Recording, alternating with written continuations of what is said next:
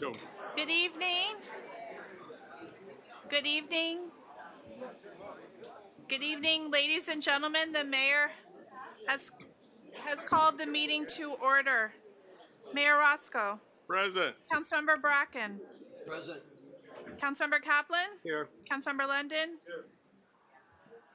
Vice Mayor Sardinius, Present. Councilmember Stoner, and Councilmember Vasquez. Is he online? No, he's not with us this evening. Thank you. The first item, Mr. Mayor, is the Pledge of Allegiance. Okay, all stand. Mr. Bracken, lead us. I pledge allegiance To the flag of the United States of America and to the republic for which it stands, one nation, under God, indivisible, with liberty and justice for all.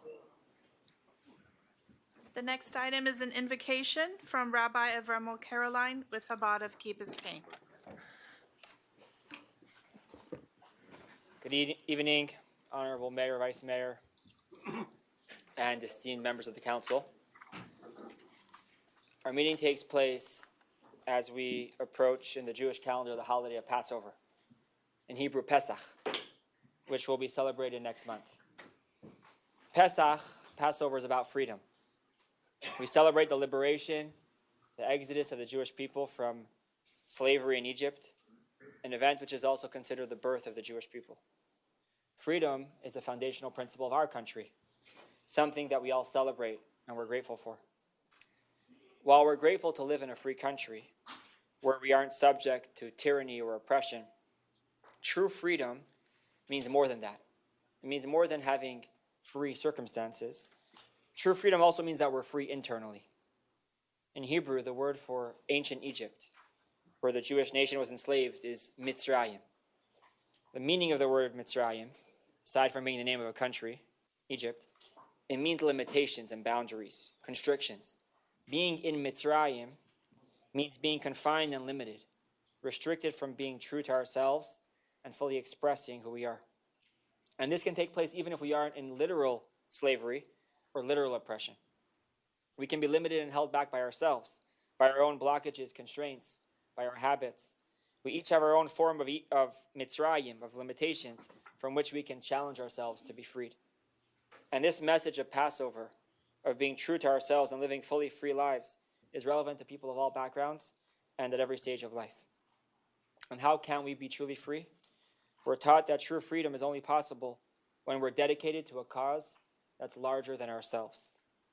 If our abilities are focused exclusively on satisfying our own needs, on seeking pleasures, experiences, and entertainment, this doesn't do justice to the full depth of humanity.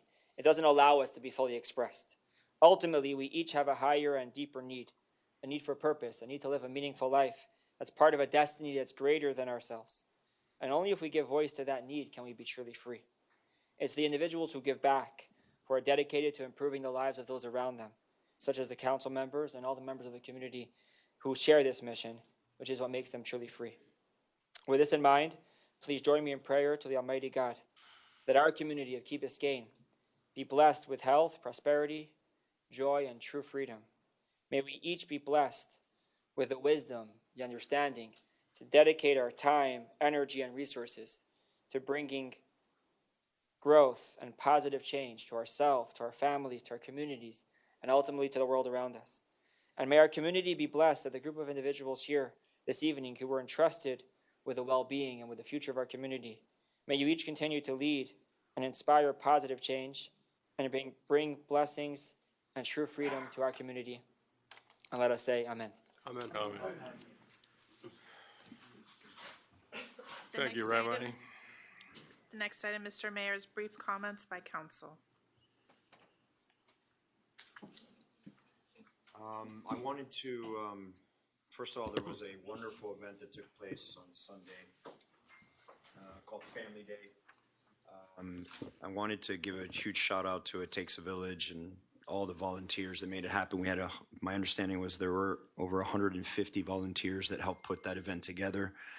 It was well attended. I would say probably close to at least 1,000 people were there in attendance, and it was a really beautiful show of community and people coming together to really help each other out. It was a wonderful event. We focused really on the very unique abilities that these wonderful human beings have and their ability to really kind of surpass whatever disabilities they might be experiencing. I think it was a beautiful event. On a second note, I understand there's been some concerns recently, especially in the last 4 days, mostly from parents whose children are seeking entrance into Mast Academy as a magnet school and as a Cambridge magnet school. And I want everybody to understand that we are on it. We are working with the region. We're looking to identify what is going on. I know that just in the last 2 days, 14 students that were originally placed on the wait list have already been accepted into MAST. It's a process. We're working together with them, and we will get to the bottom of it. And just hang in there. We're on it. And the EAB is doing a really good job of making sure that staying in communication. We will be receiving some additional data, and we'll be tracking that on a daily basis to see how that goes and how those openings begin to open up, and we are prioritized as residents of Key Biscayne. That's it. Thank you for the report. Okay. Just a comment. I know we've got a lot of good people here to talk about our traffic issue. But just want to remind everyone to be positive, to talk in a way that helps us get to the next level. And we all know how difficult this issue is, but know that we're working on it. And the only thing I ask is people don't say this is simple, okay? Resist that temptation. This isn't simple to solve. If it had been simple, we'd have solved it already. So please keep that in mind, and we look forward to hearing your comments on this situation so that we can improve as we go along. Okay, so public comments? Yes. Yes. Going to start with former Mayor John Festa, who usually does not grace us with his... Good evening, council members. John Festa, 695 Harbor Lane. Microphone on? I don't know. I see green. Can you hear me? It's on. Okay. John Festa, 695 Harbor Lane, Key Biscayne. Okay. Better? Yes. Okay. I'll give my address one more time. 695 Harbor Lane. I came here, first of all, not talk about traffic. Thank you. I want to poke some little digs at the administration regarding two areas. One is the swales. I gave everybody should have in front of them the code 2111 regarding swales, and things that came out to me were swale can be 3 feet where you don't have planting material in other than grass, or 6 feet. That needs to be changed because 3 feet you can't park a car on. And it makes no sense for a large house that has the ability to park 3 cars gets 3 feet, and houses that can only park 2 cars get 6 feet. It all should be 6 feet. I know that the landscaping material in what's called the clear zone is only to be sod, but you can have some material around trees. If there's a sidewalk plant there, you can only plant behind the sidewalk, not between the sidewalk and the pavement. And if anyone drives around the Key, it's obvious there are very many violations of this ordinance, of this code. I don't know if the attorney can comment, can the council or the manager request that the code not be enforced or look the other way? Because this has been bad. And we take pride in our village. We take pride in planting trees. We wanted to be the Ritz-Carlton community, and yet we can't manage our swales. And I know we have a lot of public works projects now and in the future. We have a lot of houses that are being built. But simple things like preventing tall poles with reflectors and or police tape, wooden 6x6 short posts driven into the ground. Some have ropes, some have metal, rounded or spiked concrete material. metal material, defined areas for parking golf carts and cars. Something needs to be done. It's rather easy to drive around Public Works Police, Building Zoning, when they're out, to take pictures and bring them back to council so you can address it. So that's what I would like to see done, or change the code. The second little dig I have is everybody received an email from me regarding traffic calming. And about 4 years ago, I approached Public Works, and it was my understanding that they were going to do some changes to traffic calming and put lights at every circle. We don't have that. Put reflectors, et cetera. So I took it upon myself 2 years later to go ahead and ask the manager to look into it. He said he was going to look into it. They were doing some projects, and it hasn't been done. And I'm disappointed the manager did not even respond to my email of 2 weeks ago regarding this. So that's my little dig on traffic calming. It's a very easy thing. And the last one is I want to switch from little digs to the big dig and give you my input. First of all, I want to publicly thank the mayor. I privately thanked him, but I want to publicly thank him for putting a pause and setting up a committee and allow this to go forward. And we've had our differences in the past about a sewer issue, but that's gone. This is a bigger issue to deal with, okay? So I'm concerned, and I welcome all former council members and current council members to reach out to me if you want my ideas, and I will reach out to you as well.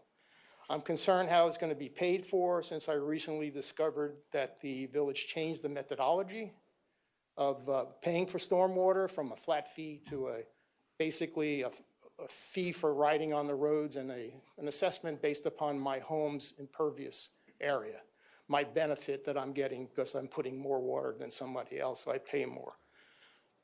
And I only found out about that by watching the stormwater workshop and the new charges. I never received a notice that there was going to be a change, and I have some thoughts on that I'd like to share.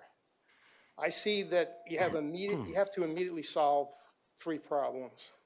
One, you have to fix the areas that continue to flood. You have to see how better maintenance will bring down the water and make the existing system a better system. And maybe you have to add some additional wells, whether they be gravity wells or injection wells, but that's the immediate problem. Maybe something you can solve and feel comfortable with for 20 to 25 years. And I'll end with this. The long-term solution that the Big Dig is trying to solve is not something caused by anybody on this key. It's not caused by somebody's impervious material dumping water into the roads. It's a climate change, sea level rise issue, and that's something that the whole village should bear. That part of the project, if you go forward, to apportion that cost to an assessment, and effectively assessment on your property for impervious material is wrong, and I'd like to engage. Thank you, John. Thank you very much.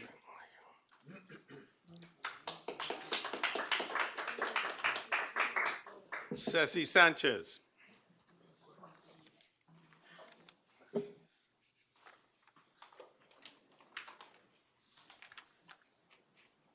Cecile Sanchez, 260 Cypress Drive. I have to acknowledge there's about 3 or 4 not with their committee shirt on, but we're part of the 4th of July Parade Committee. I would love for all of you, we are starting the fundraiser. We are starting the fundraiser. It's gonna be at the Beach Club. It's April. It's April. Oh, great. Eduardo, you're not here. And it's April the 5th. It's going to be a superb barbecue. There's going to be music. You're going to April have 5th? fun. We need April 5th, everybody to come. 6 to 11, Beach Club. Please. And that's the public too. Okay. Please, please, please, please, go. Okay? Have fun, okay? Life is short. Have fun. That's right.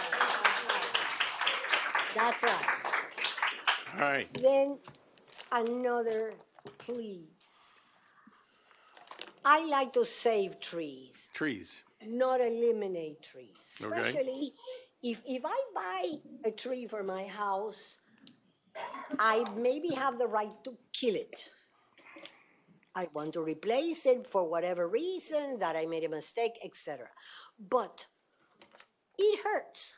We planted those frangipani plumeria trees in one of those planters that now is a community garden. You all could have saved those 2 trees. We could have put it any other place in Key Biscayne village property, or even give it to someone for a nice backyard. They're pretty trees, they have perfume. Why do we, it's replacement. Why? Oh no, it's too much of a bother. No, it isn't. We're supposed to be resilient. We're supposed to be sustainable. There's no reason. Please, please. Same thing. I know butterfly garden is coming in, is in the agenda.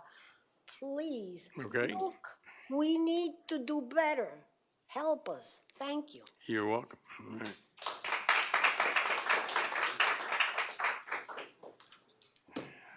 Laudi Ibarra.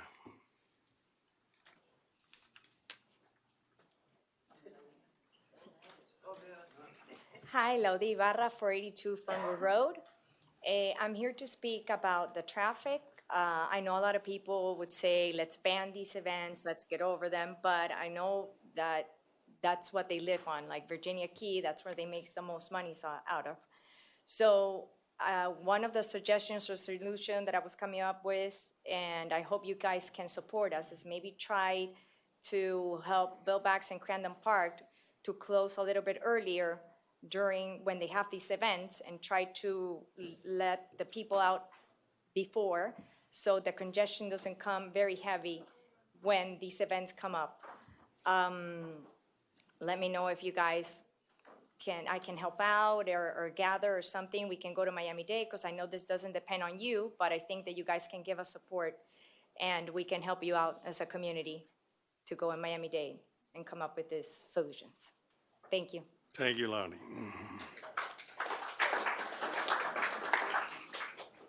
Pablo Torres.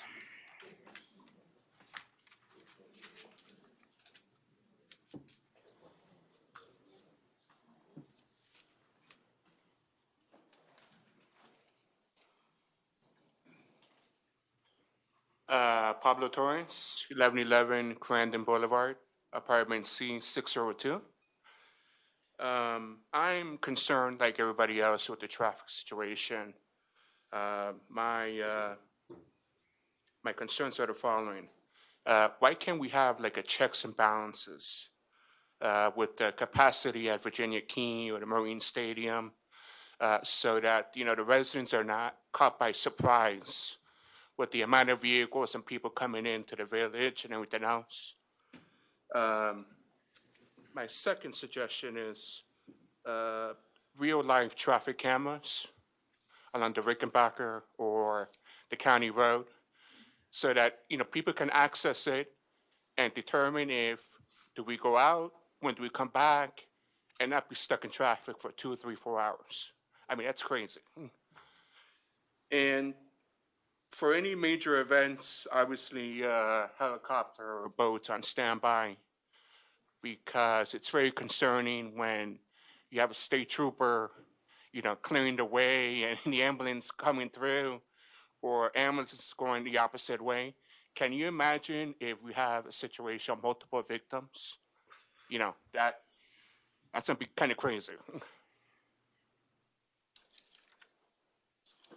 And the other point is, why can't the county provide traffic data, at least with the amount of cars going through the Rickenbacker? I mean, we really need a traffic study. I mean, that there's no more delays on it, because if we don't have a traffic study, we're going to be doing hypotheticals. And above all, don't take this as a sarcastic comment, but if we're going to be prisoners on the weekend, at least take a break on the property taxes or a percentage of profits with these events. You know, I think fair is fair, no? Thank you so much. Thank you, Pablo.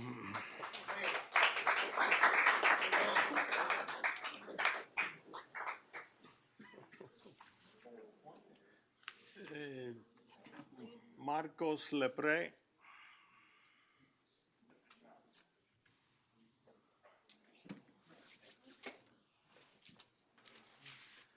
This is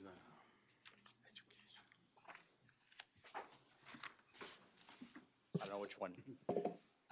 Thank you. This is my first time here. Marcos Lepre, Emerald Bay, 151904. The reason why I'm here today is something that Oscar mentioned, and is the entrance to Mass Academy. I know some of you here were instrumental in the opening that for the school. And I think we're facing a little bit of a challenge which needs some expeditiousness action. I moved here about 10 years ago. My wife grew up here, and the main idea was to come here because of the great schools. I have two kids, one 10 in 5th grade, who would enter middle school, and a daughter who is 7 in 1st grade. We have had a fantastic elementary experience in KBCS. With that said, we're very much aware that the middle school of KBCS has fared not so well because of lack of students. Mass Academy has, over the past years, has grown, and basically all those from KBCS who wanted to join Mass Academy have been able to join. We entered the tour this year. My son, who is challenged and he's dyslexic and has some challenges, has busted his behind to be able to make it there and succeed there as a goal.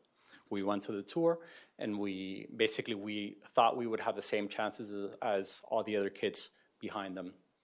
And we were surprised and quite shocked Saturday when we saw that only very few of those students, and only those who had siblings, had gotten in. We became aware, which many parents here were not aware, that that we have been impacted by the change in the magnet school policy, basically, which has changed the prioritization of those in the key to anyone in Mass Academy or Cambridge program who has a sibling. So basically that means that all students, about 1,200 to 1,500 students who are now currently in that school, regardless of the program, have now preferential access if you're there and you have a sibling versus those who reside here. So basically, if you do not have a brother or a sister or plan to, your chances of getting into Mass Academy are very slim. 2014 was a very populous year of kids. We have a huge class in school. We have over 5 classes, which is quite huge. This is something that is very challenging today, but will be so much challenging in the future. And now what was taken for granted that our kids would be able to get into this great school, regardless of the effort, that's no longer guaranteed. The middle school is also KBCS, which is right here, which is a great elementary school, does not have the funding today. And even if they get it tomorrow, they will not have the adequate team to manage and give the kids electives, give proper higher education, honors classes, give them a community of a middle school, which today is not allowed because there's about 120 students between 6th, 7th, and 8th grade. Basically, there's nobody there. And now they're going to be faced with this, and they were not expected, because we spoke to them prior to that, and we thought that, why don't you guys try harder? And they're like, honestly, we don't have enough students. We don't have funding.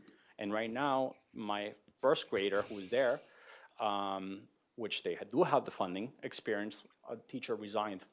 It took months for them to get a new teacher. That means watching videos, means doing substitute with not knowing the work. Imagine now 50, 60, 70, 80 middle school students with a school who is not prepared to take them on. My child also applied for 5 other schools. You know how many more he got accepted to? 0. So yes, there was a slight move of a couple of students by those who figured out they didn't want to attend, and maybe there's 10 that got in, 12 that got in shortly, but the rest may not get in at all. So again, Marcos, since you're new, you see the red light to me. I do. I'm sorry. I'm way over. Thank you. Thank you for coming.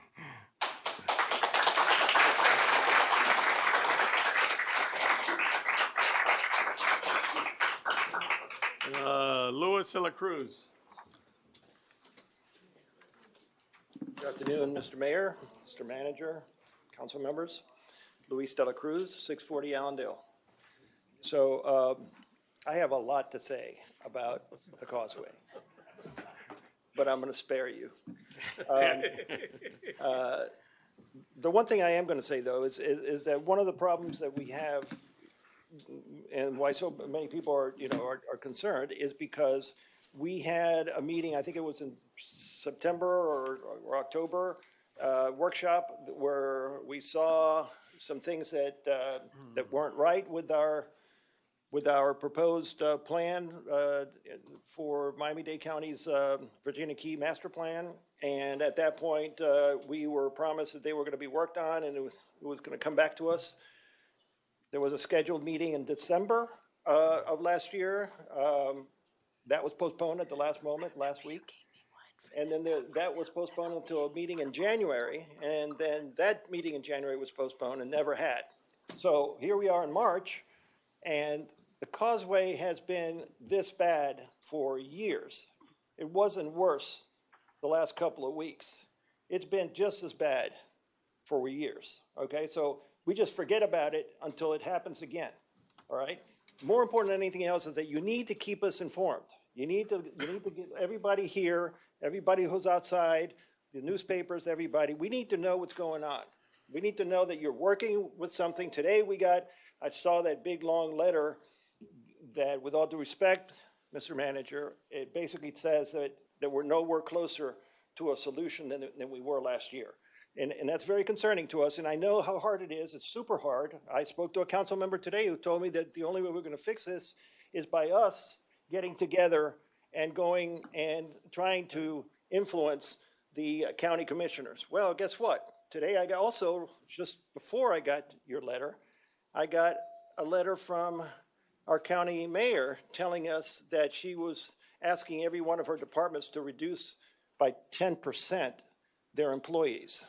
So if you guys think that we're going to get money from the county in order to fix our causeway, I don't know, maybe I'm missing something, okay? So we need to change that, okay? It can't be the same thing over and over again. We can't be talking to the same people, trying to do the same things. We need something else. Something else needs to come up. And Mr. Manager, I think that's your job in order to bring it to the council, in order for them to discuss it. That's it on the causeway. Tomorrow, I'm giving my own personal town hall meeting across the street in the community room, the one that they call the Turtle Fountain Room. You're all invited. Please come, okay? Please come. I really, really would really want all of you, even you, Mr. Chief Justice, to try to come with us. But thank you so much for listening to us, and have a good afternoon. Thank you.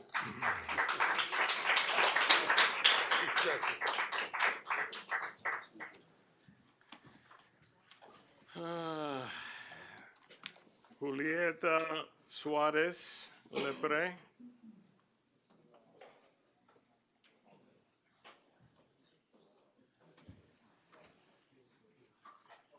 Hello, Julieta Suarez Lepre, 151 Crandon Boulevard, Unit 904.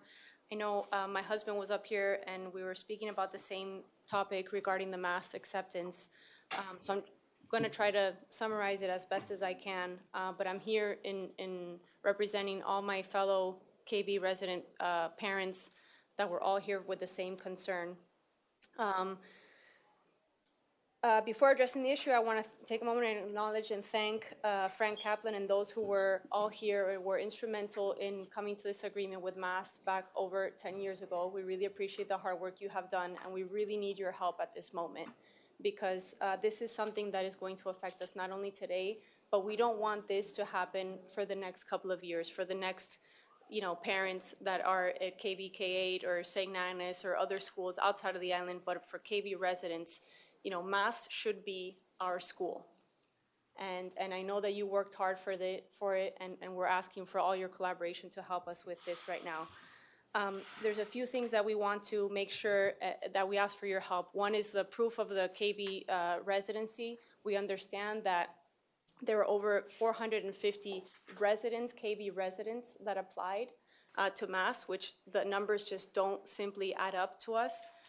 To put some context to the numbers, right now for KB K-8 school, from the 152 students that we have in the 5th grade class, 75 of them, which is half of them, are in the wait list. More than half of them are in the wait list. And these children are from our own community who are being denied access while others are giving priority simply because they have a sibling already in the school.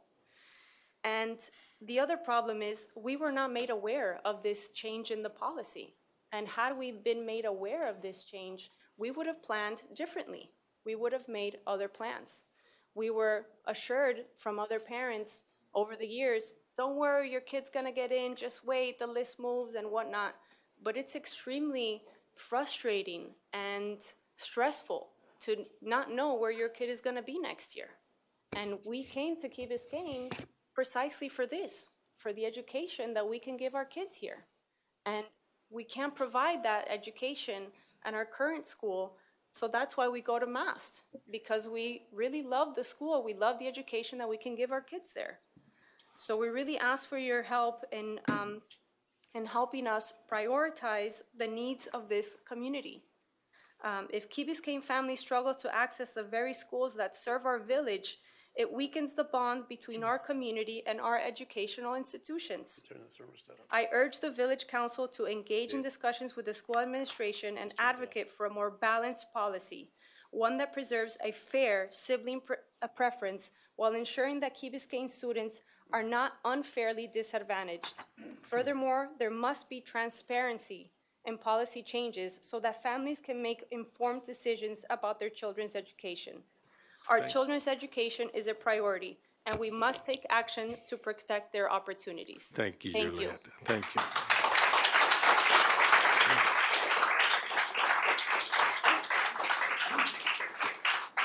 Brett Moss. Can't stay away. Can't stay away. You're not gonna be able to get rid of me that easy.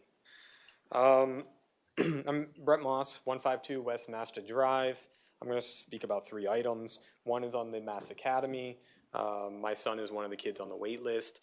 This is not new. My daughter 6 years ago was on the wait list all the way up past the first week of school until she was accepted in.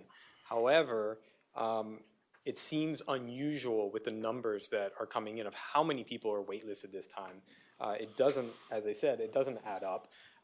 What we'd really like to see is for you guys to quickly look at and make sure that the county is upholding the ILA. I don't know about policy You mean changes. the school system? With the school. I don't know the policy changes, but you have to ensure this is not a bait and switch type, because these policies were not in place when we put the money up for the building. Second, the variance that's on the item tonight, or on the agenda tonight. I do not agree with this variance at all. I know I spoke to many of you about this.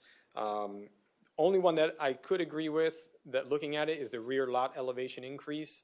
I understand it, but I think that you guys should request a detail of how it's not going to impact their neighbors in rain, because we see that water does flow into neighboring yards. The overall height, I don't think should be approved. 35 feet above BFE, which is 41 feet above the crown of the road, anybody can design within those limitations. This site does not have anything unusual about it that's unique, that is putting a hardship because of our code. They can easily build within this restrictions. We were very deliberate when we changed the code to ensure that we did not change that, because it does put an impact on the character of the village of Key Biscayne. There's also an increase in the wall height that's not mentioned on there as a variance. They're adding 2 feet to the second floor tie beam, which is only allowed 1 foot. So that is something that was missed on this, and it may have to be deferred and brought back if they want to add that. Last, I'm going to bring this up. I know you guys hate it, but stormwater. I still trying to understand why we're continuing to pay our engineers, our consultants, to move forward with stormwater at the same time that we have a committee trying to decide on how we're going to reduce costs. This is not I don't see this as taking it to 100% and then try to figure out ways that we can value engineer. That takes, you have to make those decisions at this time. So what I would like to understand, and I think many people do, is that are you guys okay with taking this to 100%, paying all this money, or should we go ahead and pause at least the stormwater portion and we can still continue doing the power lines? So please have a discussion, put it to a vote, because I think people are very confused why this is still moving forward. Thank you. Thank you.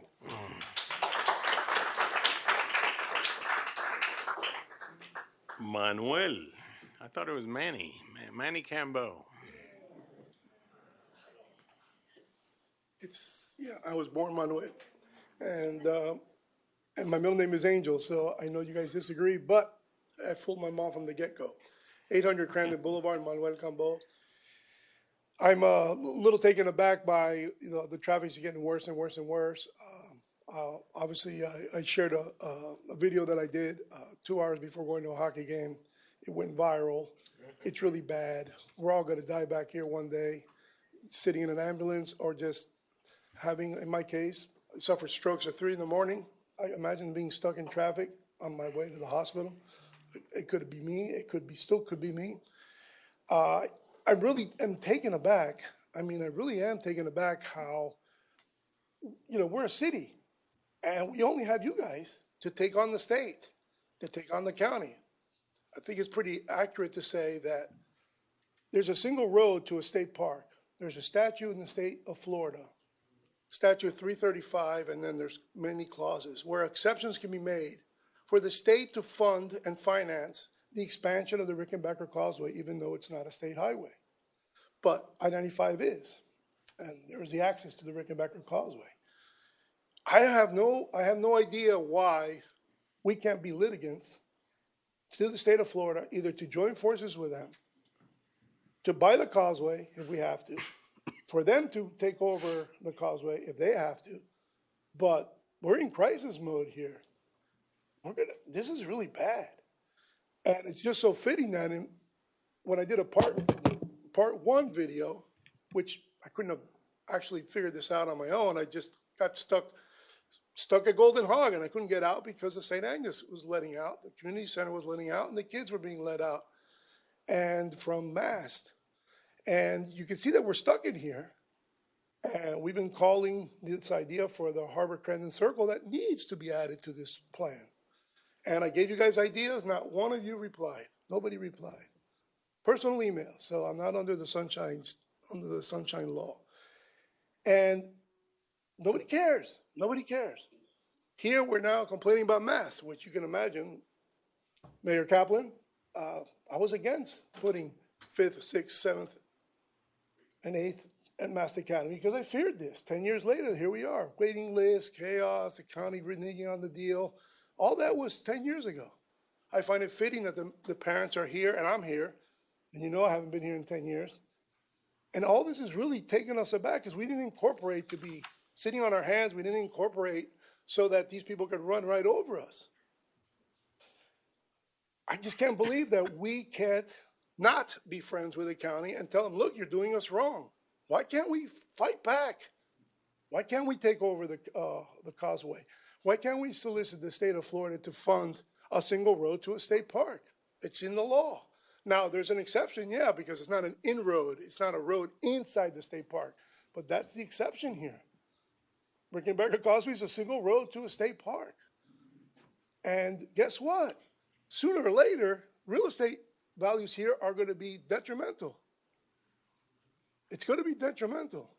And all we got instead was, and this is on you, Mayor, you're sitting there cutting ribbons on a park that could have been roads to the state park. And I said that on July the 2nd. In front of a panel of people there, you were there with Cava, and I understand I was late.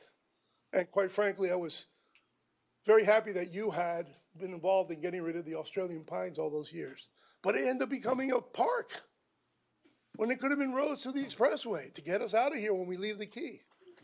And I remember Regalado saying it would trigger Article 7. So I'm here today to tell you, well, guess what? We should all take a petition, take it to the county, all over this county, and get a petition to trigger Article 7 to convert this now park into roads, because there's no other solution. I see we all play nice here, but the county's not nice.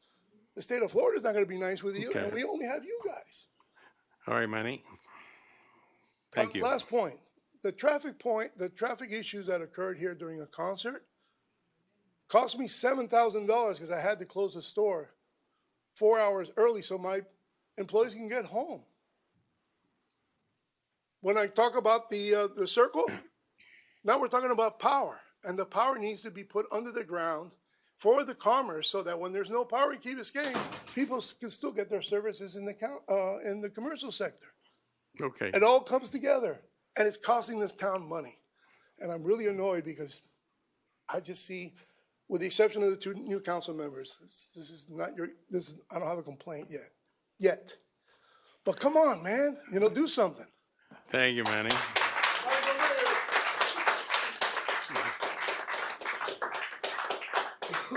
Michelle Esteves.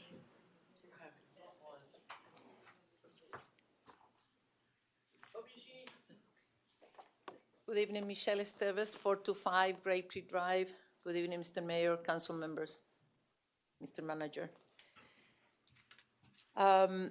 First of all, I would like to give the petition for the records to the clerk that Andrea Natigal started 2 weeks ago when we have the first big chaotic traffic, and have collected 2,371 signatures. So I'm going to turn this.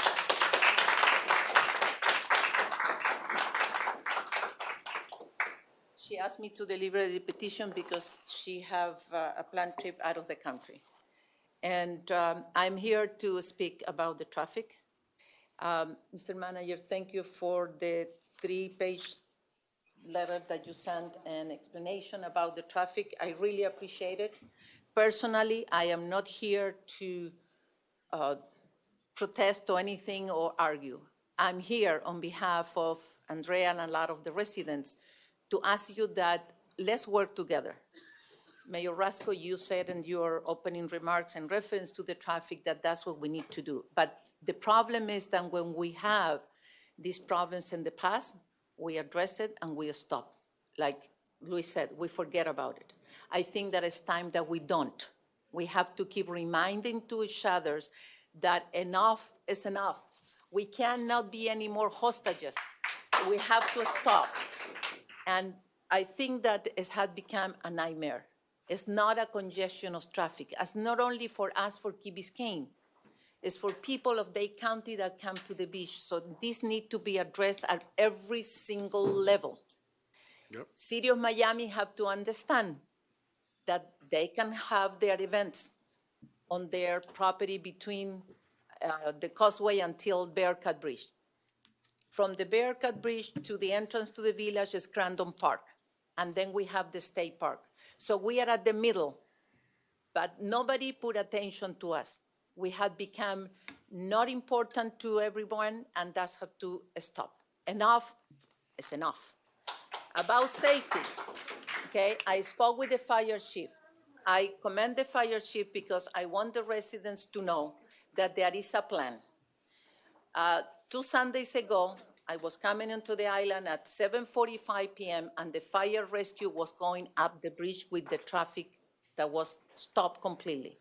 I spoke with the chief and I said, I want you to please give me the information for the records because I want to bring to the council how much longer it took for the rescue to leave the island. It was only 2 minutes, okay? From 20 minutes usually, it took 22 minutes. So it was not that much serious like we might think. However, the other plan is that it depends on what is the emergency. Because if more serious emergency, we have the helicopter, we have more backup for fire rescue that can come to the island.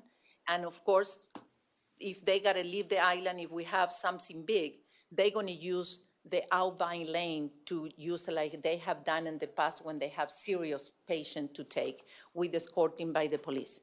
So we are here to support you. We are here to please to ask you don't stop. You have our numbers, you have our contacts. You can reach the community when we need to do something. Please spend money well and for the respect of the residents. Spend money to do traffic studies, spend money to hire people, and spend money to get buses when we need to go and support you when you speak to the city of Miami or Dade County. Enough is enough. Thank you. Thank you.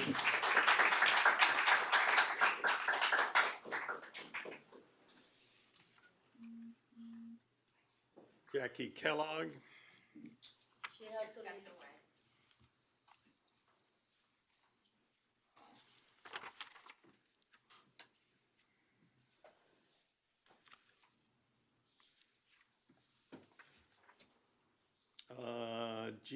Gina Heiss.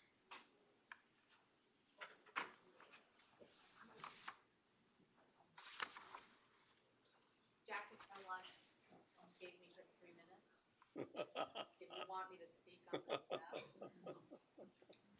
You can speak on your own minutes. I'm Gina Heiss. I live at 781 Crandon Boulevard, apartment 1704. I have lived on the Key since 1978.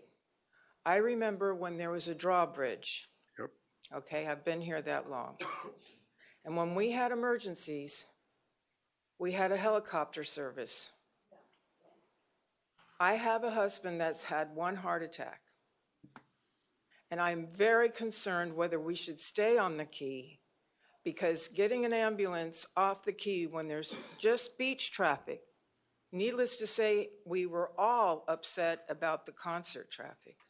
But my concern is, can we have helicopter service for major car accidents, heart attacks, strokes? We always had it with the drawbridge, but I don't even know if we have it now. Do we have it now? No. We have a helipad that they used to use that was Nixon's helipad.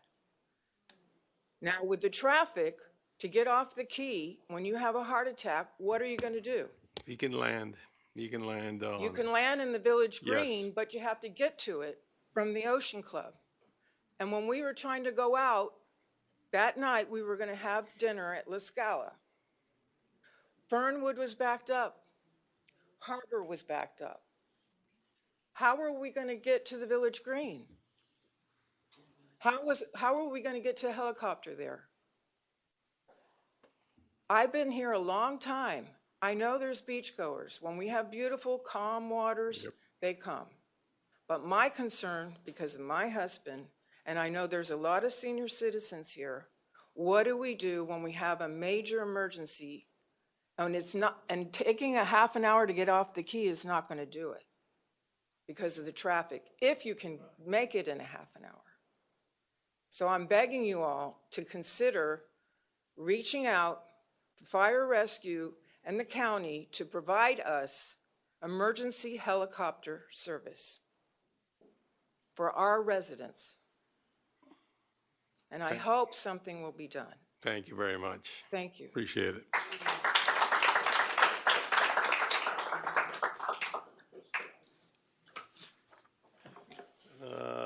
Louisa Conway.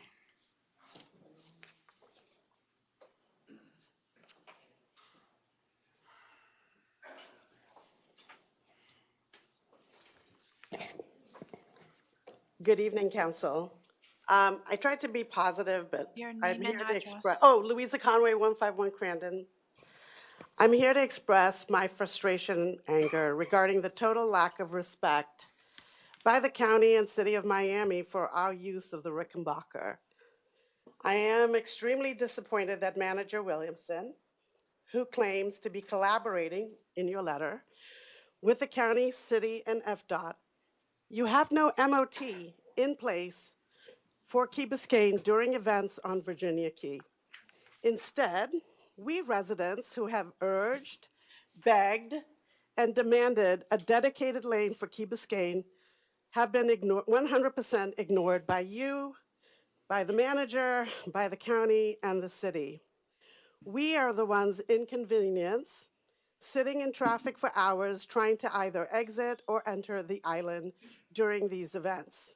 We sit in congestion while cyclists and event attendees receive VIP treatment from the county as they force us to wait while making sure the concert goers or cyclists have uninterrupted use of the causeway. On the weekdays, we have MDC police hiding in bushes, waiting to issue speeding tickets to KB residents. We earn zero revenues from the events, yet we are the ones forced to accommodate these other groups. While no one seems to care, there is an actual community that lives here. 14,000 of us at the end of this causeway. We are told by Manager Williamson that communication will be issued so we can make arrangements or rethink our weekend travel plans and use of the causeway. No way. Why should Key Biscayners be the accommodating party? The Rickenbacker is our only way on and off the island. We are not tourists. We are residents whose lives and access to our homes have been completely disrupted and compromised by all of you. This, as you are all aware, becomes a life safety issue for us. We need a legal solution, and we need it now. I am proposing that we explore legal action against the county and city of Miami. These two governments permit events that systematically block Key Biscayne residents' access to and from our homes. I believe this could be considered a violation of our property rights and could potentially constitute a taking under the Fifth Amendment of the Constitution. While the county and city of Miami are not directly taking in the traditional sense, their systemic access restrictions of our use of the Rickenbacker could be seen as substantial interference with our property rights.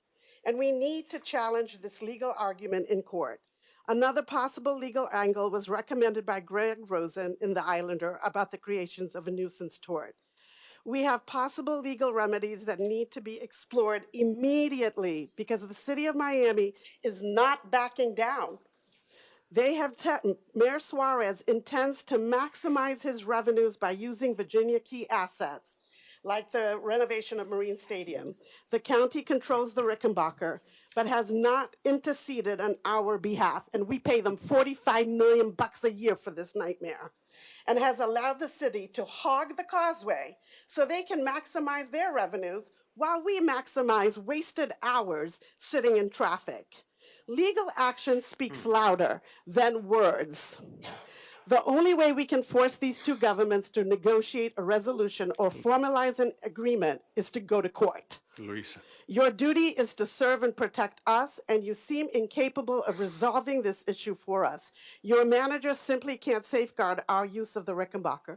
Please join and hire us lawyers, preferably, no offense, not Weiss Serota, as they have sat here for decades advising this council and yet have not crafted a legal solution to protect our use of the Rickenbacker. No Luisa, more wrap excuses. it up. Yep, I'm wrapping it up. No more excuses and platitudes. Please, I'm begging you, all 7 of you, please do your job and take immediate legal action against that county and city of Miami. Our lives are literally at stake, and we have to place them in your hands. So please do right by us. And I thank you. Please do your job. Thank you.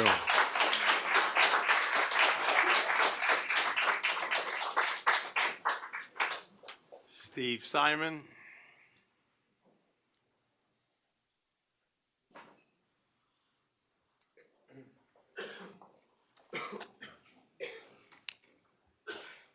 Steve Simon, 335 Harbor Lane. My comments pertain to Agenda Item 10C, the resolution to enter into an agreement with the Key Biscayne Community Foundation. I support the establishment of a program for stimulating and supporting philanthropy for our community, and for that program to include the Key Biscayne Community Foundation. I suggest that the terms and conditions of the proposed agreement between the village and the KBCF need further review in light of what other communities have done with success and the specific needs of our community. I ask the council to defer this item until all alternatives can be vetted. One of my areas of concern is the structure of the compensation and what services it covers. In regard to the former, I suggest that a tiered system or sliding scale is preferable to the 4% as presented in the proposed agreement. A tiered system would be based upon the amount of money that is raised for a project and/or the amount of a contribution. For certain projects, a flat fee may be applicable. Charges for investment management and administration, I suggest, be delineated and charged separately. Not addressed in the proposed agreement is how volunteers will be supported and encouraged to participate in community projects. If we can get this structure right, it will enhance our ability to develop a program that meets our donors and our community's needs. Some donors may be comfortable donating to a nonprofit, such as the Key Biscayne Community Foundation, while others may be more comfortable donating directly to the Village of Key Biscayne. It is my understanding that the IRS tax benefits for the donors under both scenarios are identical. I suggest that the village look to the city of Ketchum, Idaho, as an example of a successful program. Their website, via a drop-down menu, describes options for direct donations. I reached out to the director of the Community Foundation in Ketchum that contracted with the city for a specific fundraising project. Their recent successful campaign raised $9 million and had over 1,000 donations. It resulted in the acquisition of land for a new park. Let's do our homework before we enter into this agreement. Please defer this item until all of the alternatives can be vetted. Thank you. Thank you.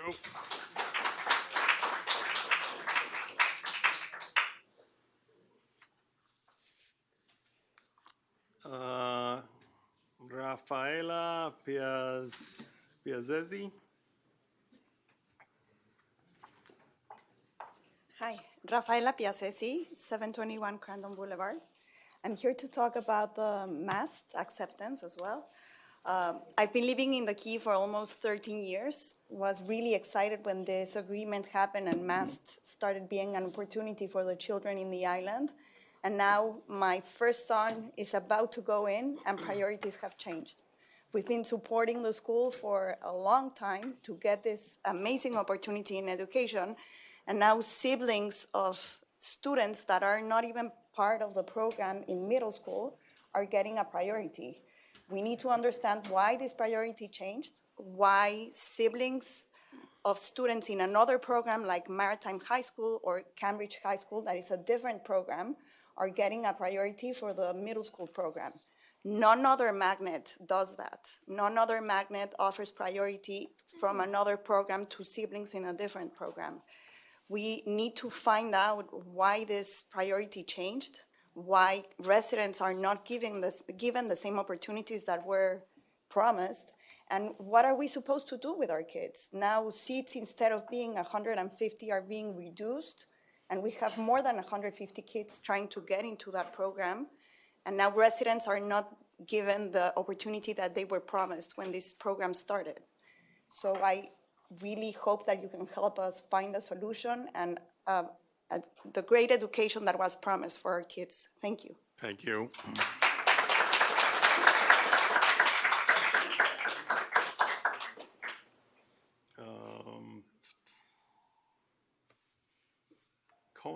Conan?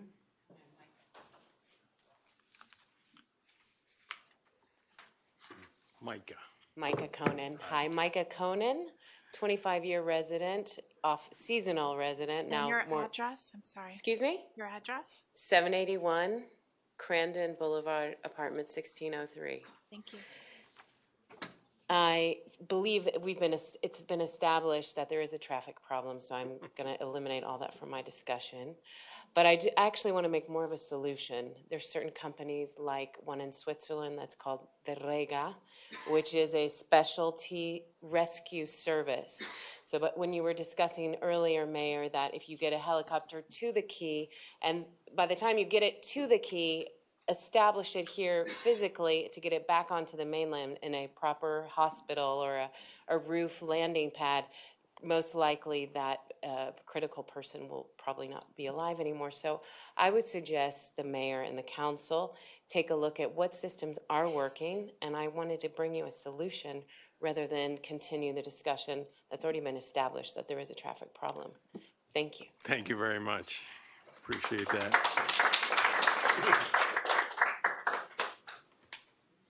Meyer Lindsay on traffic.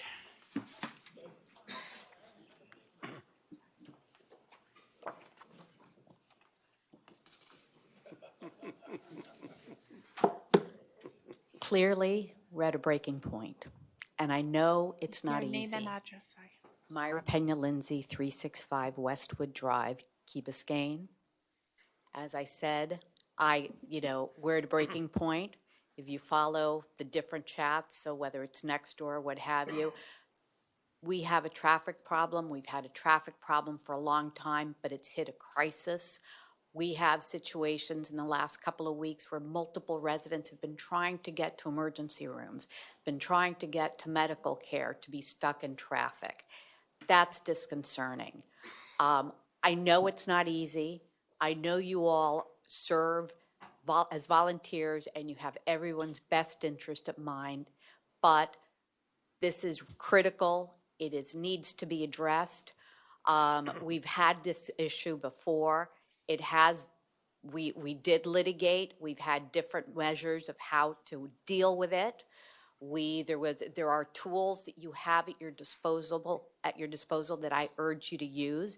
You have the Virginia Key Advisory Board, which at one point was active and was using a tool to activate different and coordinate programming.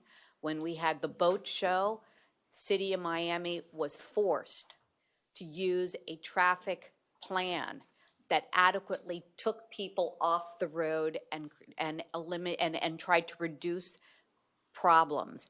At that point, we also paid by, I believe, the vendors of the boat show. They had to provide a contingency plan because it was such a large event to make sure helicopters could access Key Biscayne in case there was an emergency. So there are tools at your disposal that you need to use. You also have a PR firm that you're spending a lot of money on. I suggest instead of sending emails kind of, too short and way too late, with Pablum trying to calm residents down, maybe you should be using that PR firm to educate the residents of Miami-Dade County and to educate other stakeholders as to what they are creating, because it doesn't just affect our 15,000 residents. It affects the 2 million beach goers that live in Miami-Dade County that have access to their public recreation. It affects the boaters. It affects the golfers. It affects businesses that can't get their employees here or off because they can't access the roads. This is a problem. Please prioritize it. We are at a breaking point. We thank you for what we do. We know you can find a solution, but please move this up to a priority and look into what has been done before. Mr. Mayor, you sat on the Virginia Key Advisory Board. Reactivate it, make it actually work. There was also a Rickenbacker Advisory Board. Frank, you've been involved in this as well. Something needs to get done. Status quo is not okay. And pretending to discuss issues in a way that, with all due respect, your email, well-intentioned, not well-received. Pablum, we need to do better. It needs to be more actionable, but thank you all.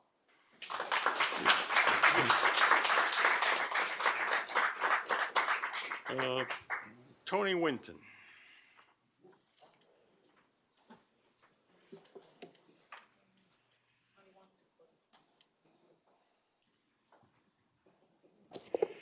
Good evening, Mayor and Council. Tony Winton, 121 Crandon Boulevard. I speak in opposition to consent agenda item 8C. This is a resolution that asks the legislature to create another public records law exemption. It's a really bad idea, especially because in the actual proposed language, it's very different from the draft on the agenda before you. The bills in Tallahassee go much further and would make officials less accountable. I know it feels supportive of the village clerk, but the pending legislation is a big step backwards for transparency.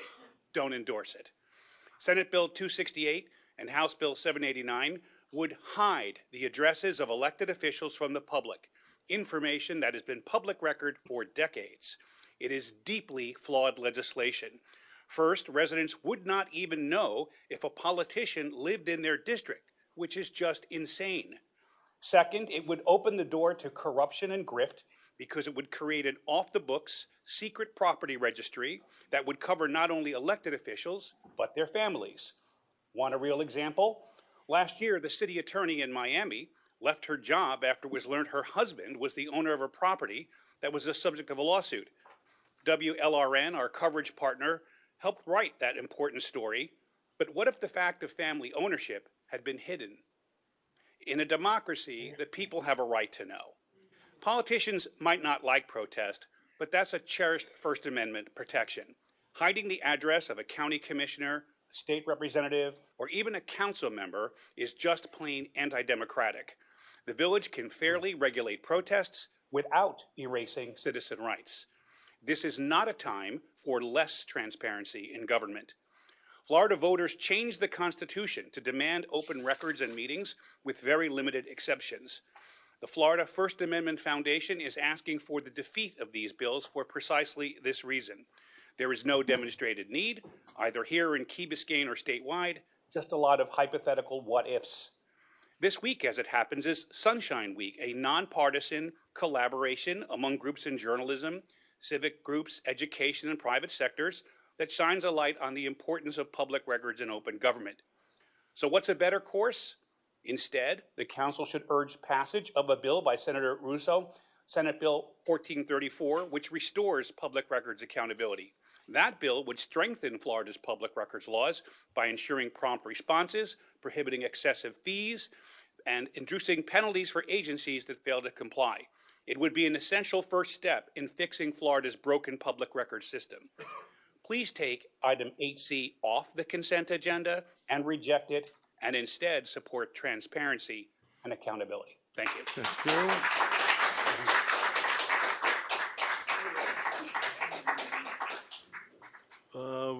With that, public comments is closed. I asked for a short bathroom break here. Let's take 5 minutes, and we'll be right back. Okay.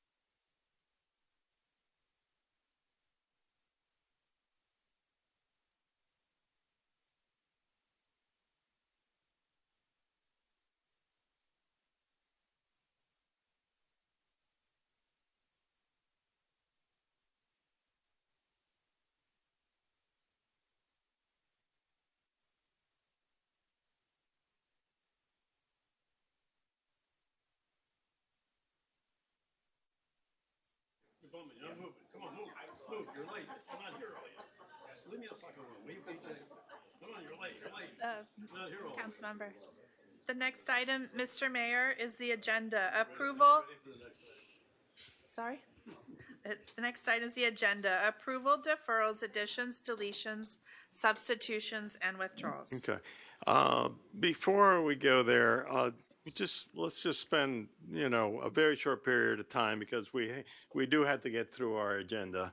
But we need to put a couple things on the record, and we need to continue to do a better job of messaging to make sure that people understand that we are absolutely working on this, all the problems.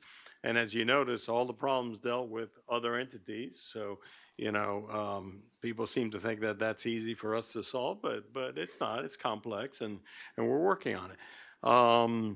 So on the situation, will you reiterate what you said before? Yeah, I just wanted to add or reiterate once again that we hear you. We hear the concerns of the residents with regards to entrance into Mast and how that prioritization is happening. We've had several conversations with the region and the district. They are collecting data that in full transparency to let us know the exact number of students that have applied for those seats, how they're being let in, and how that wait list is being cleared. There are certainly priorities, and there are promises that we've been given with regards to what number of seats are for Key Biscayne residents, and we're working very close hand in hand. The initial notices went out on Friday. I mentioned before, since then, 14 new students have already been cleared and put into the system and accepted at Mast. And we anticipate that there will be more, and we will be tracking it day in and day out, and we should have some data and transparency within the next 48 hours. Okay, Frank, you want to add a little something? I'd like to get my hands on the interlocal agreement and read it. It's been a while. Yep. I'd like to help. Great. And I'll find the best way to communicate with you, but I want to read the contract first. Okay, great. I have one thing to add to that. Basically, I think it was about 2, 3, 5, 6 years ago, they decided to spend, I don't know, $20,000, $30,000 a year to have somebody go check to make sure people go going to school. And that, to me, that's a complete waste of money. I think that anybody who wants to go to Mast should have to go to the clerk, get a certification that they live in Key Biscayne in order to apply for Mast, and you don't need anybody else going out and checking. That'll eliminate everybody who doesn't live in Key Biscayne saying they do live in Key Biscayne for admission. That's a very practical and efficient way to go. Yep. I have a. You're not going to be against it? No, we can expand on a it. number of people had the same suggestion, but I believe the district just actually rejected it because they wanted to control their own process. Yeah. If we tell them that they needed a Key Biscayne ID to go there, why would they object to that? You do. That's precisely what you do need. And they wanted to check the methodology in their own manner. So I don't remember the details of how they proposed to do that. I would revisit that. Yeah, I think that's right. Or we can just waste Okay. $30,000 a year, no big deal. So between Frank and Oscar, who's been on top of this all day today, and we will continue to inform the residents. And it's probably not as bad as it sounds right now. We'll get through it. And this is not the first time it's happened. So just hang in there. We will continue to advise folks of where we are. And were you having conversations with our district person today? Maritere Rojas? Maritere, which is the chairman of the board for the school board, and our district superintendent as well. Yeah. So these are the kind of things that are going on behind the scenes that people need to just find out about it, because we are working these things.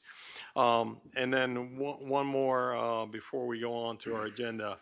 I'd like the fire chief to come, or the interim fire chief to come forward, if you don't mind, Mr. Manager. And we got to make sure, and then the police chief too, can just reassure the public that we have plans in place to make sure that we can get people out of out of Key Biscayne, whether it be in a helicopter or going against traffic or doing whatever we need to do to provide the safety of our residents. Mr. Mayor, if I could I just start with an introduction and then turn it over to these fine gentlemen here? So, look, I've heard a lot tonight. I took a lot of notes, and I hear our residents' concerns, and I understand their frustrations. I'm equally frustrated with them because we do need a solution to this problem. As you know, the mayor reached out to us just last week. We were going to have a meeting on Friday. Unfortunately, had to move it to next Monday. One of the things that I'm talking to her deputy mayor, Jimmy Morales, is that we have to have some sort of organization that's made up of all the stakeholders that's standing in place to do this work. Instead of having police officers just running around trying to solve problems, it's an infrastructure problem, it's an event problem, it's a traffic problem. These guys do the best they can day to day, but these guys can't solve the problem. They can mitigate it on a day. So that's one of the things that obviously before we go, you and I are going to talk about it. I think that's one of the things we need to demand, that there is some organization that addresses these problems before they occur. The communication part of it, the coordination part of it, trying to find infrastructure solutions. So I think we're going to hear from Chief Souza and Chief Fernandez right now what we're doing for safety and MOT, but I think trying to address the bigger problem. Right. We've got to bring this to the mayor come Monday and not back down and say we cannot leave this meeting without some sort of commitment of having an organization that's going to support our needs. I guess I'll start because a lot of it falls on the PD end. And I've spoken to several of you in the last few weeks and several residents. One of the things I do want to assure, because I listened to the public comments and I heard a lot of information that I want to assure our residents we do have. We are at the table with the City of Miami. We're at the table with Virginia Key. We're at the table with Miami-Dade Sheriff's Office. In the last 3 weeks, I've attended probably 8 different meetings, traffic-related, with law enforcement authorities discussing solutions and issues to mitigate for our residents. We met with Crandon Park last week. We had a great meeting with Crandon Park and explained to them the concerns that we have with getting people in and out. We do have counts that we're taking. We talked to the state park. In saying that, the communication aspect, the mayor and the manager, we sat down, we understand, utilization of VINs. And I think most of you saw last Thursday, we put out an alert because we knew it was going to be a nice weekend to inform our residents. Saturday, I was on the phone all day with the mayor and our staff that was working, and we didn't put out a message that day because we felt it was good. Sunday, we put out a message because we felt it could be a delay. I understand the concerns. I was here the day that it took 3 hours and 11 minutes to get home. I was in the village that night, and I saw it firsthand. There is constant communication and coordination. There is a volume issue, as everyone has stated. I do want to reassure, and Chief Fernandez can come up with me here, in the 3.5 years that I've been here, every medical emergency that's come our way, we have been able to get safely off the island in a fire truck or EMS unit, not in a helicopter. God forbid we had that worst case scenario. We do have the ability to utilize the helicopter and land the helicopter within the village to do a medical transport for an emergency. When we do these medical emergency transports and we have to get them out when there's traffic gridlock, it's not just Key Biscayne Police and Key Biscayne Fire communicating with one another. There is coordination and communication with Miami-Dade Sheriff's Office, City of Miami Police, and City of Miami Fire. Because when our units leave, we need to get City of Miami Fire in. When our units leave, it's coordination between us, Miami-Dade Sheriff's Office, and City of Miami Police until we're able to safely and effectively get through A, Bear Cut Bridge, or B, the toll plaza to get them to the hospital. I'll take any questions that you may have. There's a lot more that the manager and I have discussed, including at Crandon to try to limit some of the entries and exit ways, try to close off some of the traffic leaving the beach to give priority to our residents.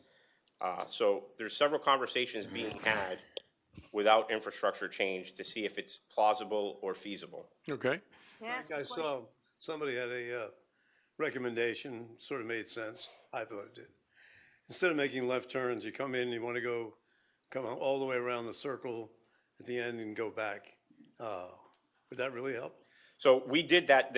The weekend that we had the 3-hour delay and then Sunday was a 2-hour delay, we did that. I met Sunday morning, I was on a meeting with City of Miami and Miami-Dade Sheriff's Office, Virginia Key, and we made that change that Sunday, where we forced all the traffic to come through. It does help, but what our residents and visitors need to understand, now we're sending all these vehicles into an area that's highly congested because when Crandon Park lets out, all those vehicles are trying to get out, and all the vehicles that are coming inbound now are part of that problem. I do think not having left-hand turns helps. I definitely do. I think our bigger issue that we need to look at, aside from infrastructure, is rideshare issues. I know some of you are aware of the Matheson regulations that we have after Bear Cut. Those are some issues that I think we're... What are they? So, no idea. Matheson has a number of regulations that we can and cannot do, such as VMS boards. VMS boards are the traffic boards. You can't place them in certain parts.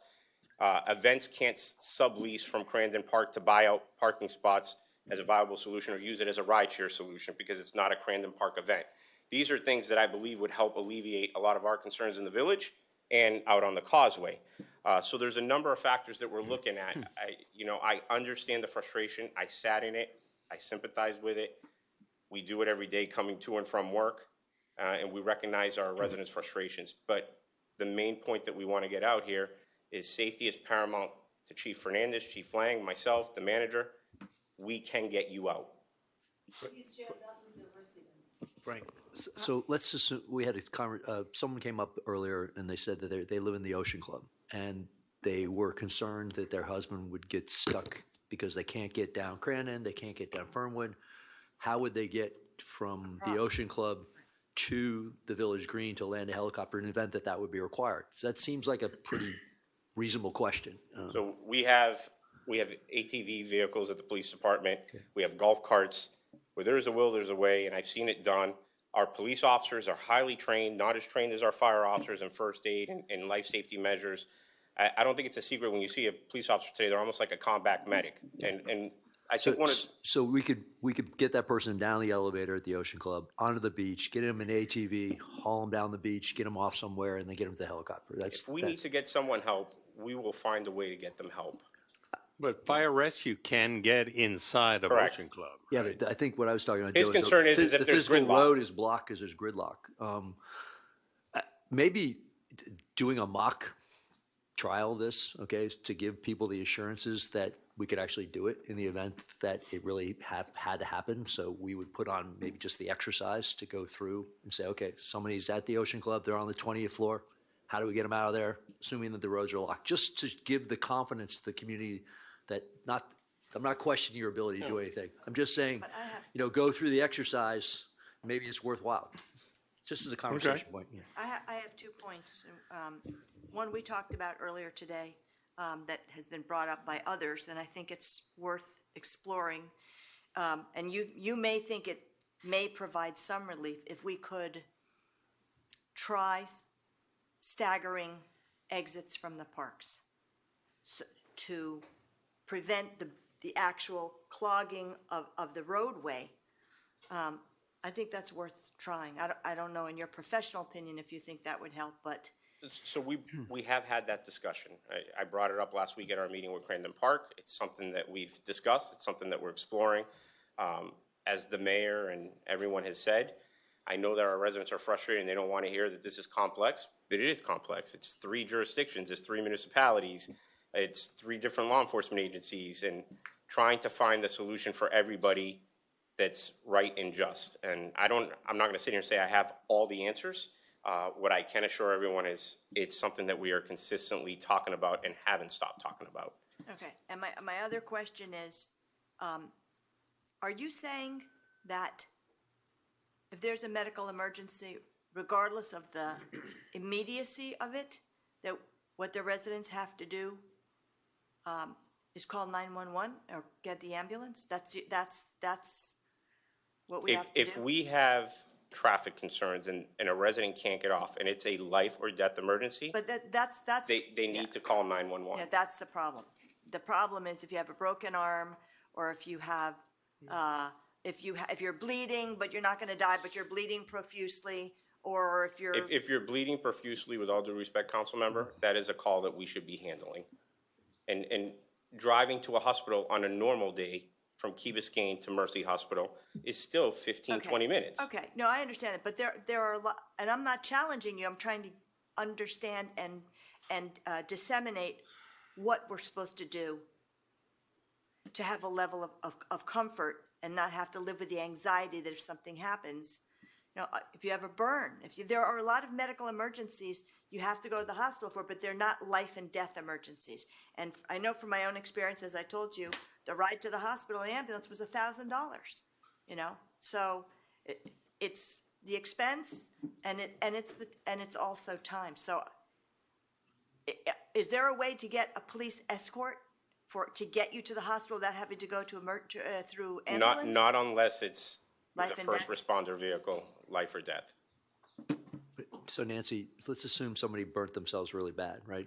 If we would dispatch and they burnt themselves, the fire department should be called.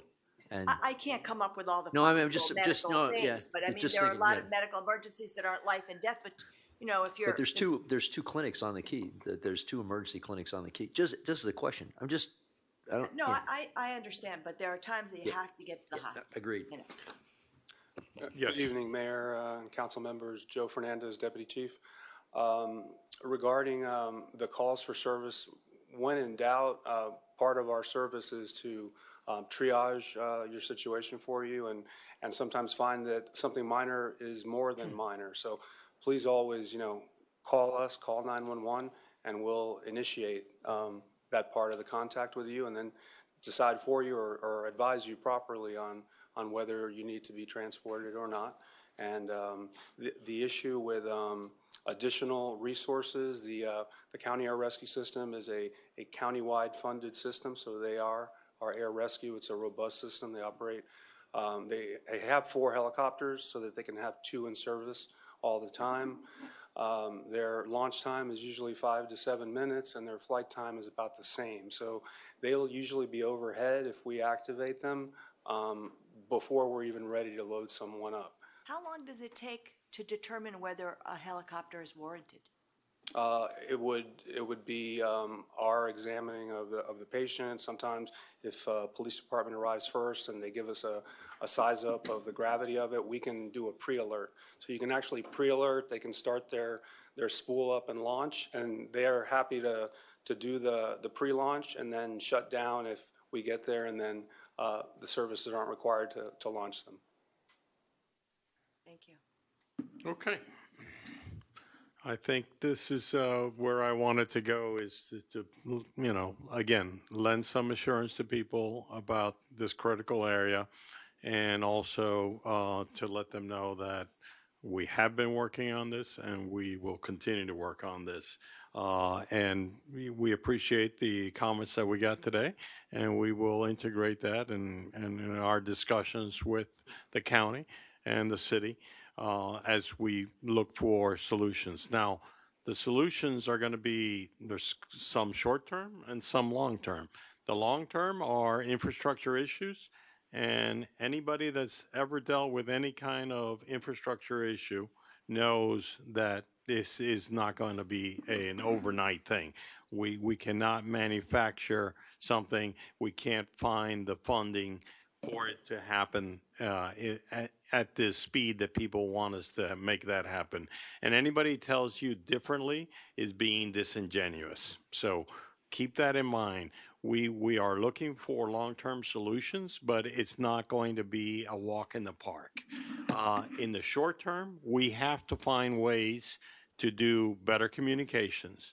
And I think we all 7 of us up here are frustrated that the communications can't be even a little bit better. We need to make sure that happens.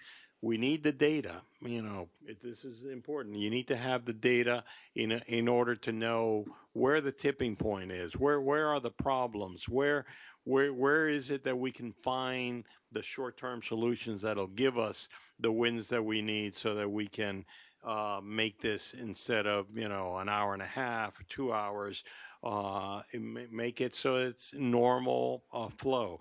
And I got to tell you, if accidents happen, all bets are off. Okay, it doesn't matter. We can have the best plan in the world. We can have the best infrastructure in the world.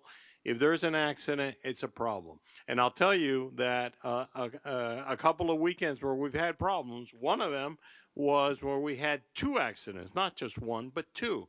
And so that's not going to go away no matter what happens. So everyone needs to be in tune with that.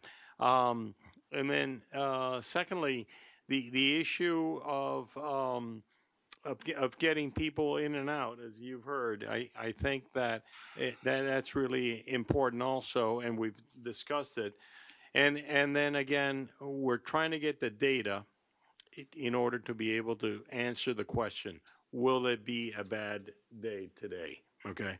And we need to be able to try to tell our residents, hey, today between 4 and 7, 4:30 and 7:30, you're going to expect it, that you're going to have problems. Why? Because we have the data that says we've got 25,000 cars in the door. So we know that potentially could be a tipping point.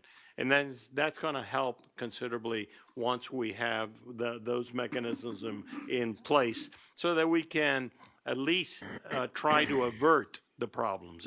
It's not that we're going to solve the problems, but we're going to try to avert so that you're not stuck in that traffic as much as possible. And all these suggestions about what to do with the different parking centers and what happens at the state park. All this is being looked at. We're feverishly trying to come up with a long-term plan, and hopefully that'll be something that will become available in the next couple of months. All these things are happening, and just because they don't appear on every agenda or whatever, it doesn't mean that we're not working on this. And everybody up here is contributing and working towards getting us to a better place. Mr. Mayor, I just would like to add one thing, which is Yes. there are a couple of comments that I received asking why we're not getting the VINs until it's already too late. And I understand from the chief and from our communications staff that method of communication is somewhat reserved for more emergency situations, and there's a concern not to overuse that so people don't become accustomed to it and not pay attention to it. So Okay. I think that's something to make people aware of. Maybe there's something we can do to find a middle ground, because people do look at their texts. But the other comment that I had and suggestion that I have is, on the Village Connect, we talked about this today, Village Connect sometimes has traffic notifications. The problem is, the last time that I looked at one, it was at the very bottom after everything, all the social things. I had to go looking for it. And I think if there's a problem, if we're anticipating traffic, it should be a flashing banner at the top of the Village Connect so that people can be alerted to that. You wanted to Yeah, add to I do that? want to address that, Mr. Mayor. And a couple of things you said, I think I've got 3 things I want to follow up. First, I'll follow up with the council member Stoner mentioned. Look, you, council, and this community has my commitment to make communications better. Okay, that is my commitment. I've talked to staff. We're going to make it better. There is an issue with VINs. I think we've solved that. We're going to do, and I think you saw it this week. We're going to put a highlight that calls a traffic event or traffic alert, and then another one that says emergency, because we do use VINs as emergency, and sometimes you don't want to overuse things if an emergency actually does come up, but we are going to change the way in which we put them out. So you have my commitment that we are going to improve the communications. Follow on what the mayor said before, talking about data. Data is critical, not only to communicate, but also to help both chiefs coordinate better, but also to inform future infrastructure. We're halfway through a traffic data and analysis program. We're going to have an intermediate presentation on April 1st. We'll put it out as a community meeting. They'll be able to come, the community will be able to come, ask questions. Where are we getting the data? How are we using the data? What type of ways we can communicate and coordinate with others to make it better. So I think that's going to be a good community meeting that night. And then lastly, as I said before, we can't do this by ourselves. And I think it's really important that we get the city, the county, and FDOT together. And Mayor, as you know, you and I have been very busy on working with those folks to get them on board to find solutions. Okay. Thank you very much. And now let's move to the regular agenda. Madam Clerk. Agenda, approval, deferrals, additions, deletions, substitutions, and withdrawals. I'm going to request deferral of the consent item 8C. I'd like to look into that more Okay. and understand the breadth of that a little bit more. It's an unfortunate reality that we all face. To pull it from the consent agenda to Yes. hear it? She wants to pull it and defer it. Is We're at the additions, deletions, and deferrals, right? Yes. So she's just making saying that she'd like it deferred. So if it approves as the rest, it'll be deferred. Okay. Anything else for deferrals, additions, deletions, substitutions? Yes. On the one on the variance for 520, On Mastra. 520? Okay. I'd like to know if Jeremy's going to have drawings that are going to show us this in scale so that we can see the actual effect. So before we. So we sent drawings out on They didn't come in the the 7th. Yeah, we didn't get them in the packet, so. Yeah, they send them out. Well, I didn't know this either. They send them out well in advance. I just found that out yesterday, that I got them 2 weeks ago or 10 days ago. Meyer, But- excuse me. But I don't think Will you they're- be able to show it on the screen? Yeah, the applicant has a presentation, though we might. Okay, if the applicant has presentation, that's fine. Yeah. Okay, thank you. Okay. I'd also like to substitute 11B2. I'd like to simply substitute the language as a zoning review committee and remove 11, you said 10? 11B2. 11. It's on the, Instead of building. I thought it was the 10. the follow-up on discussion on possible revisions to the yeah, building code? yes, exactly. You would like to, Switch that language see. to simply say zoning review committee, because that's what I want to talk about if we get there. Very nice. Talking. 11B2, it's on page 5 of the 11B. Oh, wait a second. Where are we? Sorry. Okay, you're right, 11B2. yes, page 5. Yeah. Mm-hmm. Yeah. Yes, okay. What do you want to do with that? I want to switch the language. It's the possible revisions from the building code to discussion of zoning review committee. Okay. But we do have the Zork. This is different than that. This is different. Okay. All right. Gotcha. If we get there. If we get there. Yes. Okay. Are any other changes? Seeing no other In changes? deference to the fact that someone is here to present on the variances, is it, would it be a courtesy to anticipate the possibility of a deferral on those items? You want to move it up? I see the possibility that would occur. It'll occur some hours from now, and that wouldn't be terribly kind to the presenter. Okay. So, All right. So is the motion to potentially defer the two zoning items? Oh, move it up, he said. Move them up in the Either move it agenda? up or defer it. I don't. Okay, so we're in additions, deletions, deferrals. Would you like to defer it, Councilmember Kaplan, or just ask that the item just be moved up to? I think a deferral would be my preference. Okay, so there's a motion on the floor for a deferral of which items, Frank? That would be 10D and E. 10D and E. I second. Okay, so do you want to take a separate vote on this as opposed? Yes, yes. Okay. You know, if I may say something. Hold on. So we have a motion, did it receive a second? Yes. Second, yes. Okay, so the item is to defer 10D and 10E. to the next regular council meeting? Yes. All those in favor? Excuse me. Wait. Discussion? Yeah. Sorry. I don't know if it's fair, certainly to Jeremy and whoever's presenting tonight, because we bitched before that we never got these things in time. Jeremy got the stuff in plenty of time for us to look at it. So for us to now say that we don't have it in time, I don't think it's really fair to Jeremy or the person presenting tonight. Now, if you want to defer for another reason, that's fine, but certainly you've all had enough time to look at it. And he said he can put it back on the screen if you want to. That's all. That's not Just my not fair. primary reason.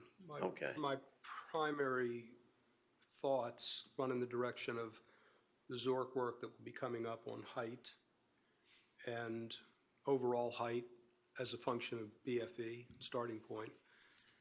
And we're about to grapple with what I consider to be a major policy change. And I'm not sure I see the timeliness of this. Well, but they're presenting it under the current code when they're asking for a variance. I understand. How long are you now anticipating before these changes are going to take place and they could bring it back? I think that's a subject of a discussion that has to do with the Zork tonight. Okay. So what you're saying is that, hey, forget the plans they have now, forget what Jeremy's done, forget that they sent everything out, and let's just penalize these people and wait because we don't give a damn? No, we don't. We do give a damn. The Okay. alternative is potentially a denial, which wouldn't be good. What is the damage? Well, the whole policy of having a zoning code includes the premise of not having variances, particularly under circumstances where there's not a quirky property condition or an adverse effect that derives from an anomaly in the code.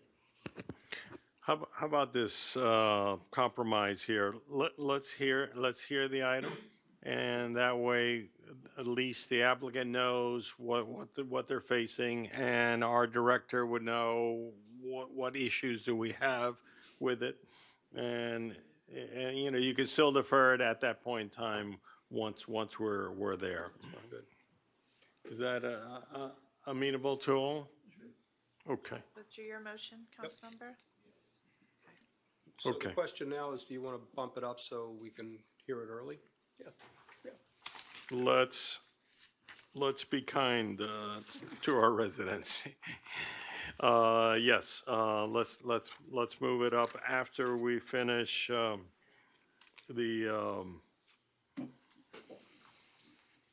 let's see. Mayor, do we want to move it before the Zork or after the Zork conversation? We've really got to get to the ordinances. Yeah, that's what I was gonna say.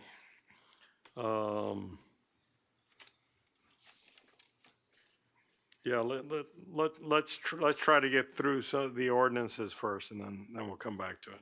Okay, so we had a motion and a second. We have to set the agenda, right? Yes. With the deferral only on 8C, and then the Councilmember Stoner had an amendment to, was it 11B? 11B2. Okay, so can we set the agenda and then discuss moving up? Well, item, or do what you we wanna do just it right now? decided was to try to get the ordinances done real quick so that we can get to Okay. that. Okay? All right. All those in favor? Aye. Aye. Opposed? Motion carries. The next item is a special presentation of a proclamation recognizing colorectal cancer awareness month. I move it. Just have, we're presenting this on behalf of many other cities, but especially Aventura, where this gentleman started this, trying to get awareness of the month. So that's it, just so that you all know why we're doing it. Pretty appropriate for me, Joe. Yeah. This has nothing to do with you. All right. The next, I know. the next item is the consent agenda. Can I have someone move the consent agenda? Second, Who moved it? Mayor I'll- Masco. I'll move it. Thank you. And it's the 2 minutes. All those in favor? Aye. Aye. Opposed? Motion carries.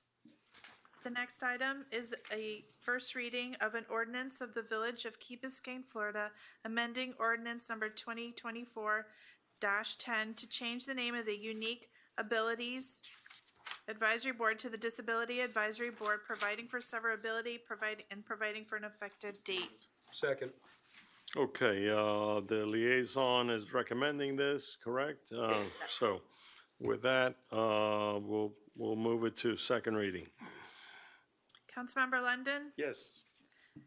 Vice Mayor Sardinius? Yes. Councilmember Stoner? Yes. Mayor Roscoe? Yes. Councilmember Bracken? Yes. Councilmember Kaplan? Yes. The ordinance is approved on first reading. The next item is the first reading of an ordinance of the Village of Key Biscayne, Florida, creating the Zoning Ordinance Review Committee, ZORC, providing, among other things, for the number and qualifications of board members, rules of procedure, and the duties and responsibilities of the board, providing for severability, providing for conflicts, and providing for an effective date. Move. Second. Thank you. Okay, the item is properly before us. Discussion. I would recommend that we delete the qualifications and simply make recommendations for, 5 members. And as we do with advice and consent, leave it to the mayor to appoint the committee. And I would also think to be a little bit more flexible and general with respect to the scope, but not unlimitedly so. It occurs to me that there are several ancillary things that are certainly going to come out of the core discussions, which will include harmonization and landscaping and such and thus. So, let creativity run its route and see where their discretion goes, but focusing on these principal topics, which I think are correct. Your amendment is remove the qualifications. Remove the I qualifications. second it. Okay, so hold on. So the councilman is proposing an amendment to remove section 1C, is it, Mr. Attorney? Say do agree with you sometime. Yeah. So, Okay. Frank, just to be clear, you want to remove also the number of people, not one engineer, not one this person? Yeah, Okay. I want to kill that concept. I think 5 is a good number. I agree with that. Okay, fine. Okay. So we're removing 1C. Mr. Mayor, Yeah. could I suggest that consider these? Yes, I will definitely consider. Yeah, if you don't want to do Yeah, specifically, consider these Yeah, as being important. we can change one or the other, but yeah, we'll keep that in mind when we're selecting them.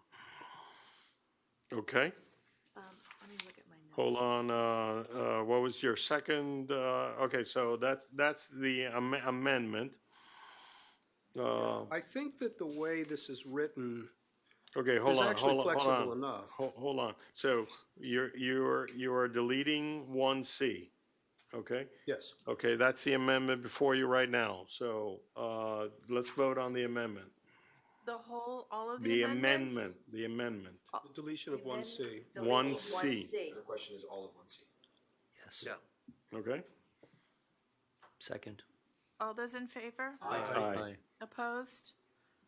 Okay, what was carries. your next item, Frank? The next item was to be a little bit more flexible in the scope, but Okay, what item, there's nothing in the ordinance itself. It's in okay, the there covering is memo. no number to go along with this? There's nothing in the ordinance. Well, Okay, talk to me, where is it? Section 5, we do have a jurisdiction in 5A1, which says, it's broad, but it says, related to environmental resiliency, mitigation, community design, streetscapes, and neighborhood aesthetics. We could say including but not limited to. That's fine, but that iteration is fine to me. Okay. But I have a problem with the language that says proposed by the village, because I think that there's, Where's that? in 5. 5AI. Right, so you're saying proposed by the village, because we should be proposing it, the ZORC should be But proposing. I don't think they should be limited. If this is going to be, I would hope a collection of architects and experts that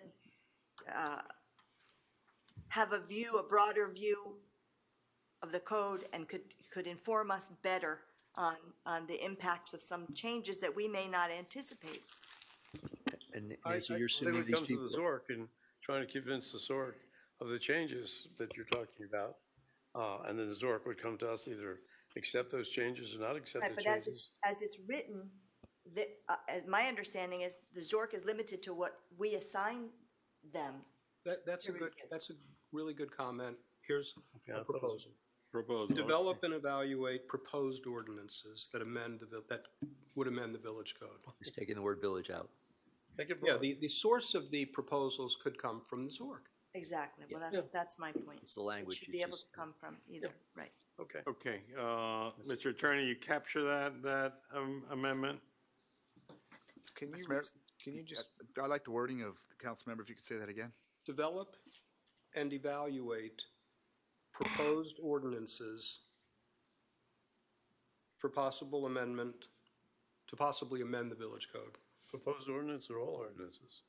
I mean, you're going to review the existing ordinance, right? I don't mean proposed, the qualifier is not that they're new, that they're identified for adoption. Or that's consistent with how the village has handled its Zorks in the past. Yeah.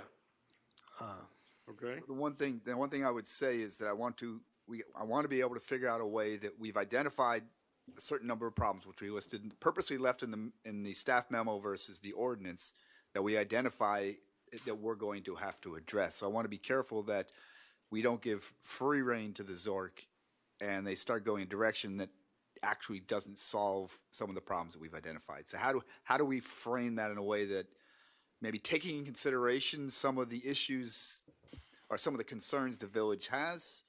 Well, another Can way we to do put a it- phrase in it to walk into that? Another way to do it, that won't happen in real life because we've already developed a list of, possible amendments and Or the it could say- justifications for them. It could say proposed by the village and related thereto as determined by the Zork. Or proposed by the village or by members of the Zork, or by the Zork. I think there's two things that are important. We don't want them to get too broad because it could go in many directions. And number two, we've got to do this fairly timely, right? We don't want this to go on forever. I think we did a 1-year sunset. Yeah, on we this. did, yeah. Because these are some answers that we need to address fairly soon. Well, I think the jurisdictional statement at 5A1 is good. All we're really addressing is the source of what they're going to be analyzing. And I think what we're identifying is that source could be the village, and it will be the village. It also could be the Zork. Okay, no, as long as you state some of the concerns that have been identified by the village, I'm comfortable with that. Yeah, we don't want them to go doing dock regulations. That's not what this is about. Right. But I think 5A1 makes that clear. Okay, I just want to make sure that it's. Chad, are you clear on the wording? yeah, I'm clear. Okay. The way we've done these boards a number of times, and I think that we'll run them the same way and keep them, in line. Narrowly focused, yeah. Exactly. But why are you limiting it, like you just said, dock regulations? Just suppose during this year that they have, someone comes up with the idea that, docks should be changed thus far. It's too long, it's too short, it's too close, whatever. Why shouldn't the Zork be able to consider that? Here's my answer. This Zork is a limited and targeted exercise to do 5 things. Why? Because the time sensitivity for coming up with solutions to those 5 things is rather urgent. Well, then and maybe you won't come up with anything else. Maybe the other things aren't necessary. But why should they be excluded? So maybe one solution is, because we've had this happen before, we had a Zork, and some of you may remember, had finished their job and then was sent back to review regulations for a specific zoning district, the HR district. So why don't we just add a sentence to say, by motion of council, or direction of council, that can request additional matters to review, something like that. You want them to be focused. If something comes up, either we give it to a subcommittee or we do something else that needs to be done. Okay? You have the changes for Consensus Frank's of council? second amendment? Is it consensus of council, or do you want to individually vote on? No. I'm concerned about getting it right. Chad? I got it. You got it? Yeah, we're gonna delete 1C. In 5A1, we're going to add develop and evaluate proposed ordinances, and then we're also going to add by motion of council, the jurisdiction of the board may, address other matters. I mean, we'll work on that language, but we got it for second reading. Okay. On that last point, just to give you an example of what we're not going to do in the first round of this thing, is talk about whether a form-based code would be a better presentation and spend 5 months doing it, right? Please. That could come up, but it can't supplant the core work that has to get done. Okay, so that amendment before us. If you're voting on it, then I need it second. Second. Second, Yeah. okay. All those in favor? Aye.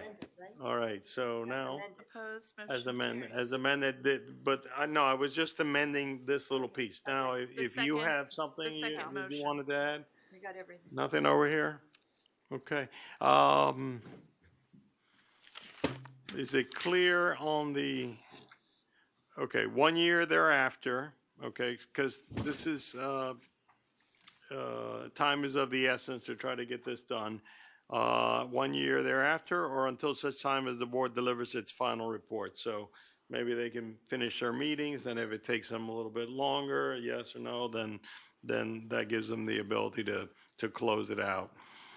And, or they could come back to us and say, wow, this is so complex, we need more time, but hopefully not, because we need some answers.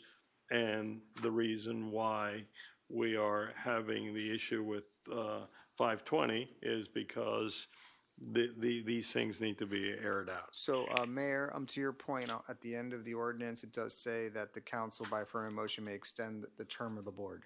So, Okay. All right. So let's have a motion on the ordinance as amended. Move. We have the ordinance Okay. is moved, and so the vote as amended, the ordinance. Vice Mayor Sardinius. Councilmember Stoner. Yes. Mayor Roscoe. Yes. Councilmember Bracken. Yes. Councilmember Kaplan. Yes. Councilmember London. Yes. The ordinance is approved on first reading as amended. Okay.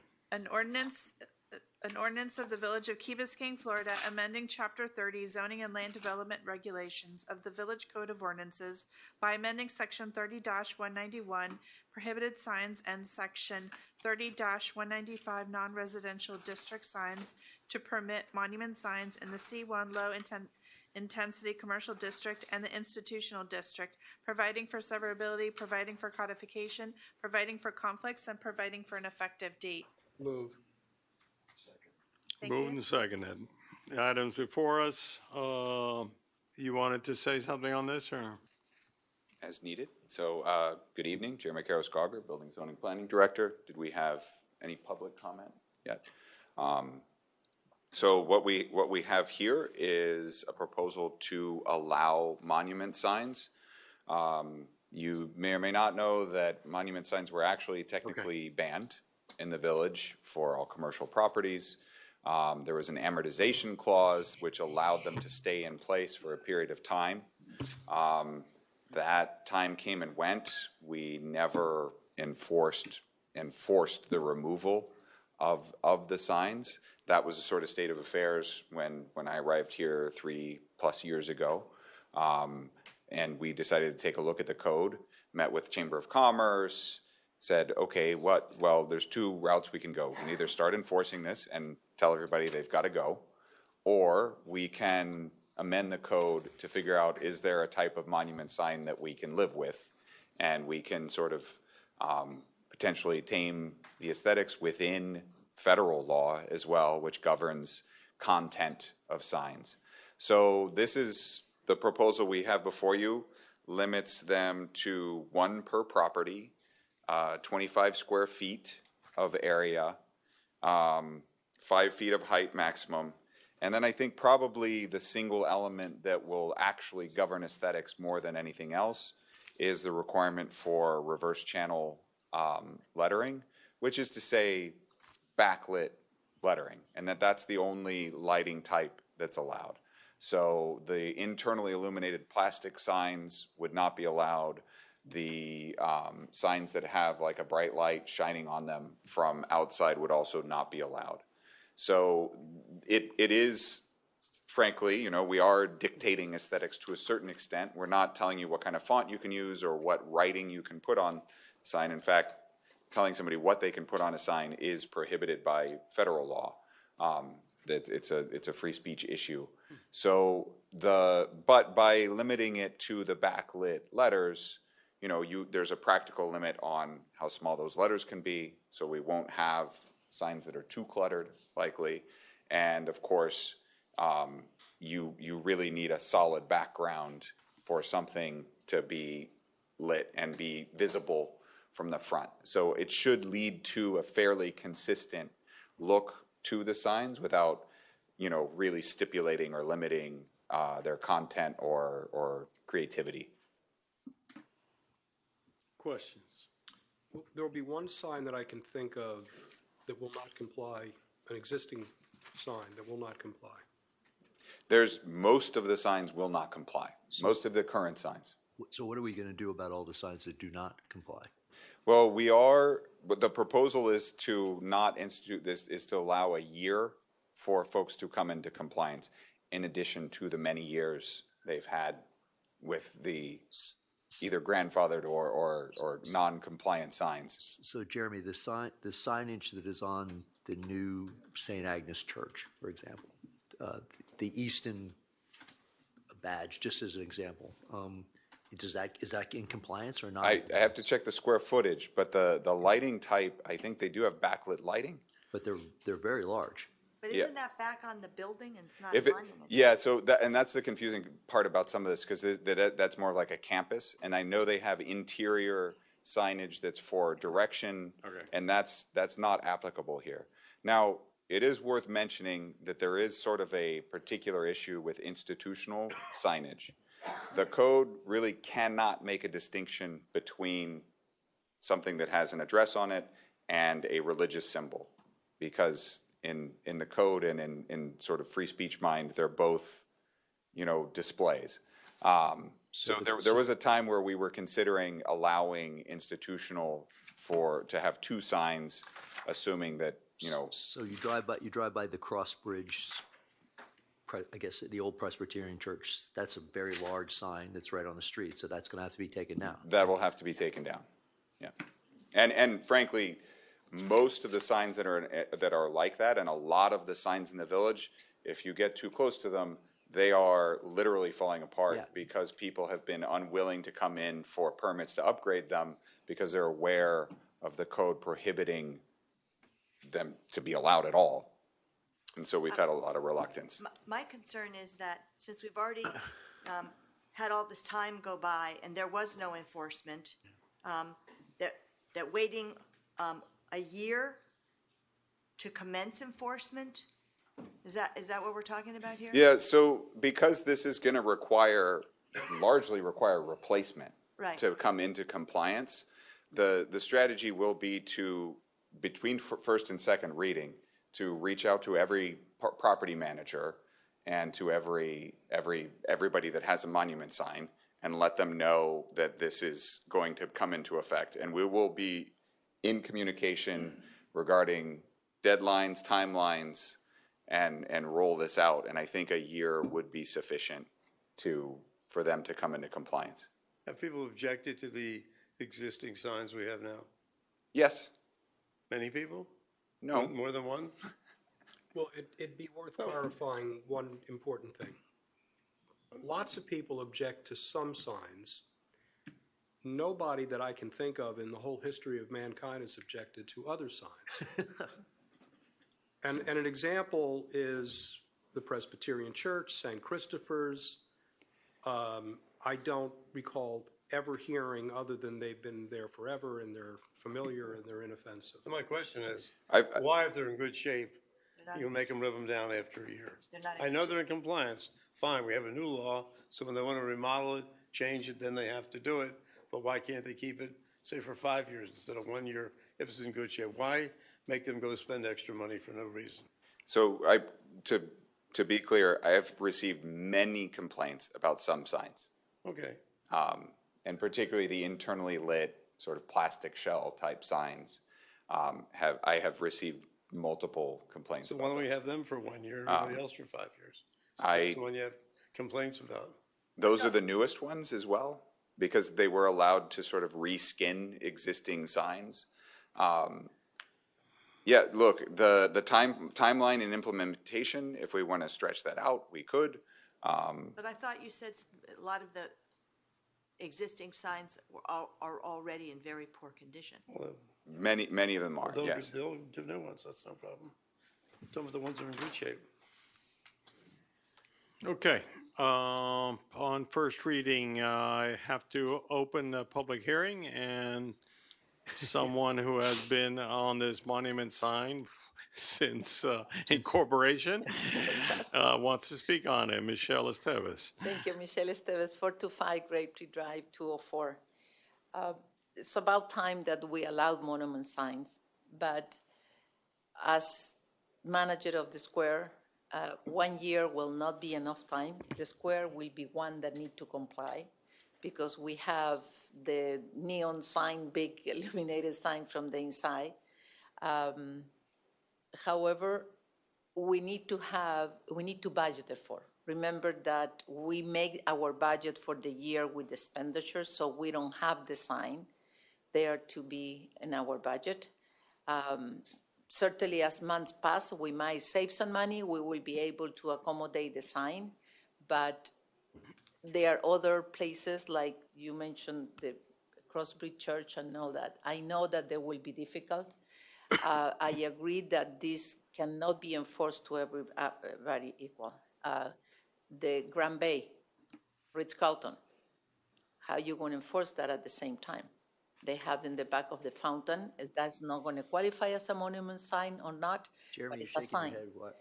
So, That's not a monument sign. okay, so that's why then it's going to be just monument signs and that's it. So I think that we have to be a little more leverage for some of the businesses and institutions. Definitely, I So let me remember- ask you, is this 18 months or?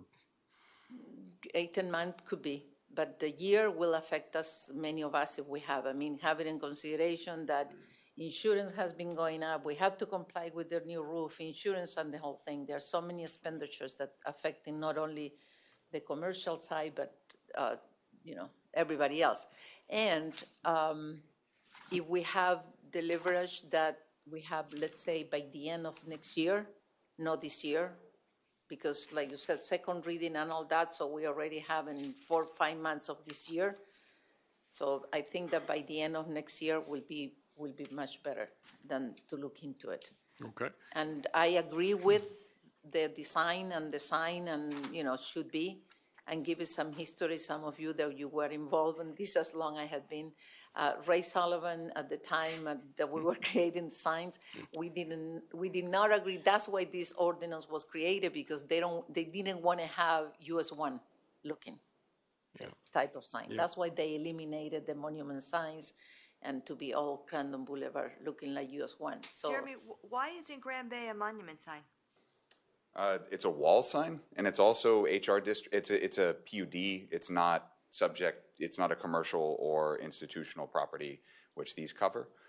So it wouldn't be applicable anyway. But in that case, it's a wall sign. It's not a freestanding element. Okay, then what about the sign on the residence on Mashed Island? Yes, sir. Yeah, that's a monument sign, but it's not on private property. These govern private property, and in fact, even St. Christopher's, with their sign that sort of the sidewalk goes around it, is not technically governed by this ordinance either, because it's in the right of way. Please don't ask to find an agreement on that from some previous county document on how we ended up with the sign in the right of way, but it's there. So how are we going to enforce this to the property? It's just going to be up to you? To Well, no. In those clear cases, those signs are not on private property. In this ordinance applies to the signs on private property. Yeah. No, I'm very clear on how and where we will enforce. What about the example of the arcade? So the other key element in this is the setback regulation, right? Oh, So hold on a minute. Are you done? Done. Okay, thank you. Thanks, Michelle. So new construction and construction that has been built to our current code, which requires only a 10-foot setback for commercial properties. If they build to that standard, they don't also get a monument sign. Like, they're close enough to the street that their wall-mounted signs provide plenty of visibility. They don't need an additional monument sign. This really applies to those projects that are further set back. And the effect, that's an example of a lot of clutter in a small area. Yes. Yeah, so that's why we're not allowing it. Because So they're, if it's 18 months or if it's whatever, maybe that type of remediation doesn't have a timeline on it. no, the setback, this is limited only to projects that have more than a 10-foot setback. That's written in. And That effectively this only doesn't- allows this in older projects. it doesn't allow the sign that we're talking about. Correct. So I'm suggesting that there not be an 18-month sunset on that sign. You'll make it 2 years instead? No. So Jeremy, so the condominiums are not considered commercial, so this doesn't affect any of their signage. This doesn't affect condominiums. We did, I Now, the think, Ritz-Carlton is both a condominium and a commercial Right. property, so that it affects them or it does not? no, because, and in fact, through the zoning ordinance, it's actually, it's a planned unit development. It's its own sort of entity. But in any case, their sign, it's a wall sign, not freestanding, and it's set back further, and Sounds like we almost need a signage. there is a whole, I mean, it regularly occurs that there's like a whole signage code sort of standalone, so you can define the terms and, yeah, The yacht club is a wall sign. You would agree with that? correct. I have a problem with the religious institutions that probably need more than one sign because of the extent of the property, and some have an entrance over here, another entrance over there. I don't see a solution for this in this. I think we could modify it to allow institutional district to have two signs. And partially with the expectation that in a lot of cases, one of those might end up as a religious symbol. Right. And I think I had a draft where I had institutional districts with two signs, and then settled on this one where I pulled back to just one. So I think that we could modify that. Do we need to accept from this religious symbols? No, and that's where the content of the signs. Okay. And in our code, I think even it actually lists, like, religious symbols are a type of sign. So we modify this to include two for institutional? Two for institutional, I think we can solve it that way. Make it 2 years, give Michelle a chance to take care of the square. Yeah, and we'll still start communication and let people know about the rollout with the regulations. This is something we do really pretty regularly now with the increased 40-year recertifications. Like, we're pretty proactive about reaching out to building managers and that sort of thing. Okay, I hear two amendments. Thank you, Ed. Amendment is two signs for institution and 2 years for implementation. All right, on that, all those in favor? Is there a second for the motion? Yes. Second. Just thought, community church on the Fernwood side, is that the second side? Second sign? I think that might simply be like a directional sign. Because the idea of having a monument sign there in that neighborhood, it's not the same thing as not being able to find the church. That's a good point.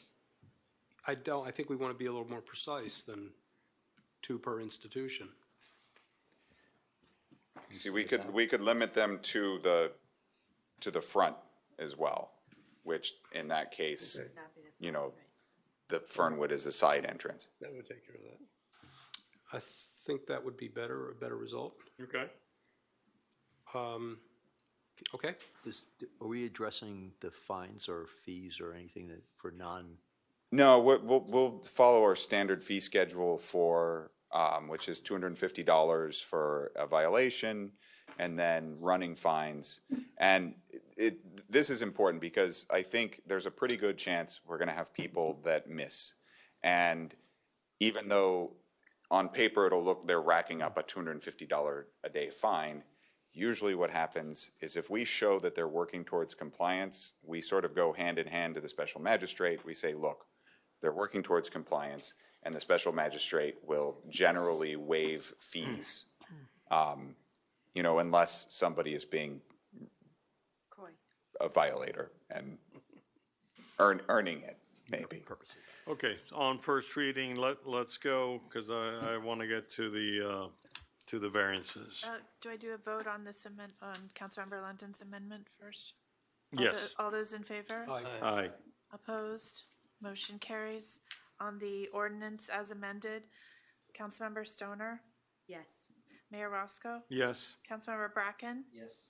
Councilmember Kaplan? Yes. Councilmember London? Yes. Vice Mayor Sardinus? Yes. Thank you. The ordinance is approved as amended on first reading. Okay, let's go Thank to skip to 10D and 10E, right? Yes. Okay.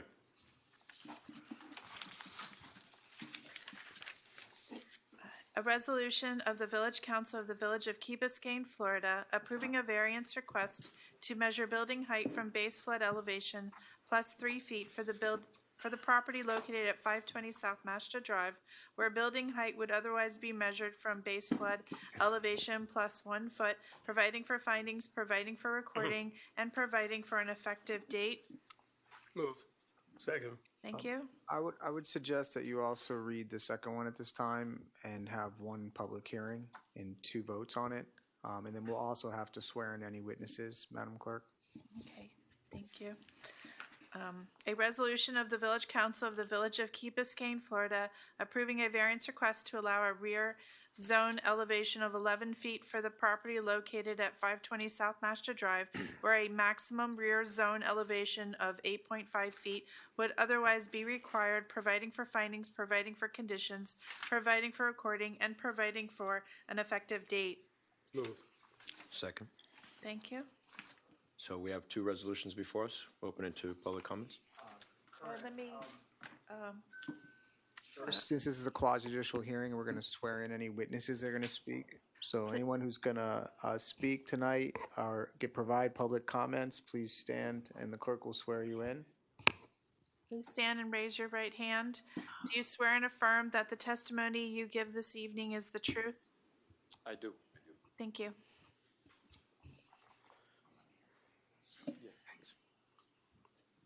So, good evening. This is a application for a variance to essentially take the same proportion, the same home that would be allowed to be built at 11 feet and move the roof, the lot, everything up 2 feet. So this is not a request for additional building volume, additional building area. It's really just to bring everything up proportionally, where in a normal instance, our code would require you to build less interior volume because the overall building height is essentially capped. So if you want to bring your finished floor level up because you're worried about flooding, you are essentially somewhat penalized by losing building volume. So the request is essentially to not lose that building volume when they bring the home up. Some of the things that would be potentially a concern when they do that would be, are they now going to have a bunch of storage space and a bunch of active use space below the building? They're not doing that. I think that's one of the reasons we decided to go with a ZORC for considering something like this. In this case, we're not talking about a zoning change. We're talking about reviewing a specific project. We can see that they're not considering that. They're not going to be a drastically different looking or feeling building than is a typical new construction. It really is just going up those extra 2 feet proportionally, sort of universally, which I think it is something that the zoning review committee is going to be considering. But I also think that will certainly take some time and that considering that we can look at the specifics of this project and see that it is a fairly typical otherwise new construction, that it's worth considering. So I'm going to hand it over to the applicant unless folks have questions now for me. You gonna share drawings? Yeah, so let me see, do you have an electronic presentation? Yes, or? it's, the file's already in the desktop of the. Oh, perfect. But I'm Okay. going to allow the owner of the owner of the property to present some few words as an introduction, and then I'll carry on after that. Mayor? Gary Couch, 520 South Master Drive. Thanks for that discussion earlier, it helped a lot. The reason this application has been made, as Jeremy, your colleague, has just explained, in relation to raising the whole building by 2 feet, is we had finished the design in compliance with the current code, and during the process of applying for a new seawall, one of the authorities either directed or recommended that we provide for the ability to raise the seawall by 2 feet in the future. And anecdotally, one of the contractors that were currently interviewed said that that potentially could be a mandatory requirement in the future. So you'd have to be an idiot not to then translate that to, well, if I'm going to have to raise the seawall by 2 feet in the future, not knowing when, potentially we should do that work now to future-proof it, which then would logically lead you on to, if we're raising the seawall by 2 feet, we should raise the house by 2 feet. I felt uncomfortable with the previous speaker who objected to this various application, chap with a brown jacket, because I've been a resident, part-time resident here for 25 years. I love the Quay, and this whole initiative is around future-proofing a building which is going to cost a lot of money to build from a family. And in choosing the materials and compliance with all the rigorous building code, the building will last for a long time, hopefully 60 to 100 years, but it may not be functionable if we don't build it at the right height. So as Jeremy said, the only driver in this application is to make sure that the first floor, the habitable floor, is built to the right height to sustain a building for 60 to 100 years. That's the only thing. So for example, if it's refused, the dilemma we will face is we're aware that there are plans in the pipeline for a potential change. So should we therefore not build the house and wait, or tolerate the fact that we've got to build a house which would then potentially be in compliance with the old redundant code in a few years' time? So to conclude the thought process, it was, we got to the stage where let's just ask if we can build the house to a higher level. The second point I wanted to say in terms of the neighbours and nobody, I agree with what the objector said earlier.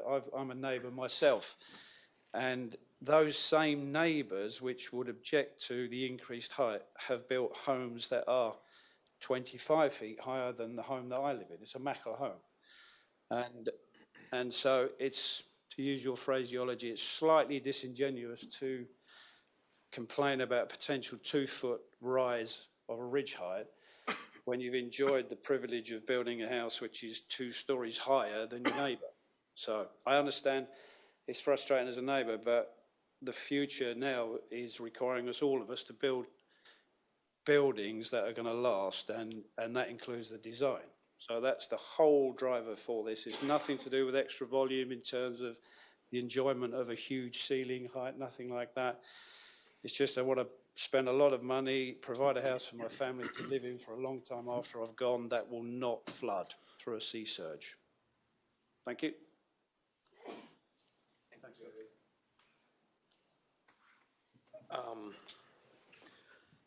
Good evening. My name is Pablo Corazini, Corazini and Associates, the architect for the project. And I think Jeremy and Gary have pretty much explained the intent. We are not asking additional height for any design purpose. It's exclusively as a resilience measurement. we know that some of the codes that dictate what height you can build at are dynamic. They are not the same.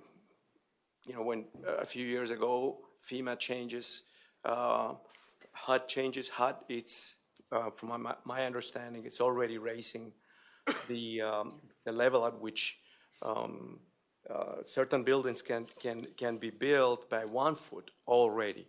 And we also know that there is an active effort from the zoning code and the planning code at the Village of Key Biscayne to address some of these items. So we had already completed the project that complies with the current regulations. But it was a concern that we were going to have a shortfall in the future or near future, given the global warming circumstances we're living in which we could have anticipated some improvements in the project, and not being able to do it now would seem not a good move. So with that, I can briefly show you what the project is, and I have a couple of slides that will show you what the project is with the current regulations and how it would look with the variance that we're asking.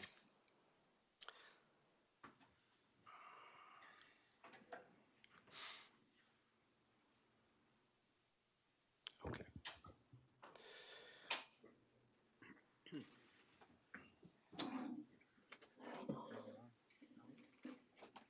No, this is not it. Sorry, that's not the one I wanted to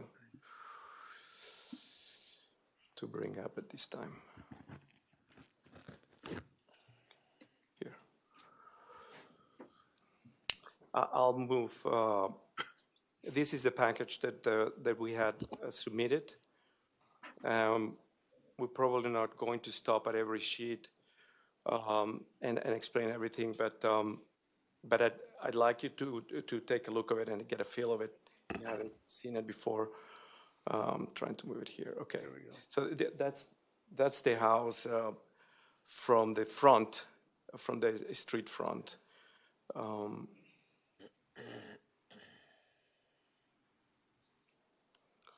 Then you have the surveys. That's the site plan of the house with the seawall at the bottom part of the drawing. Then there is some facade studies that address some of the code requirements. That's another site plan that shows. Full screen. Yeah. Let me see. No. Okay, much better.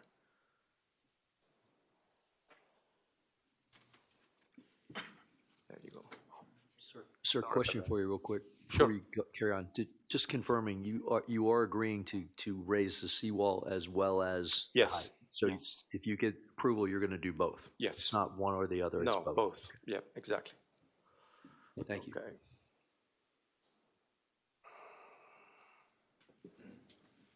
Well, this is just the foundation.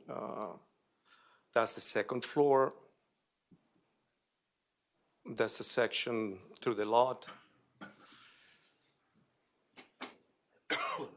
That's front elevation. We can look at it in the rendered version, and it'll be a little clearer. Those are the side elevations. Sorry, I'm trying to move forward.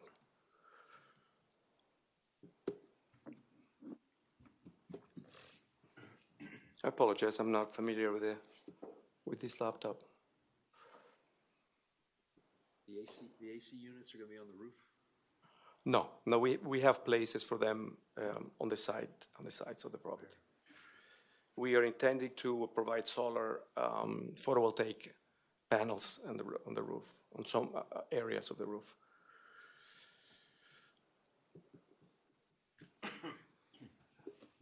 Can I have some help maybe here to get out of this? Okay, and I just need to open another one.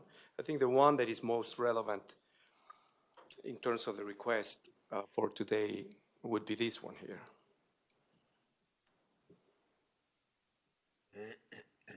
Okay, and how do we go to the?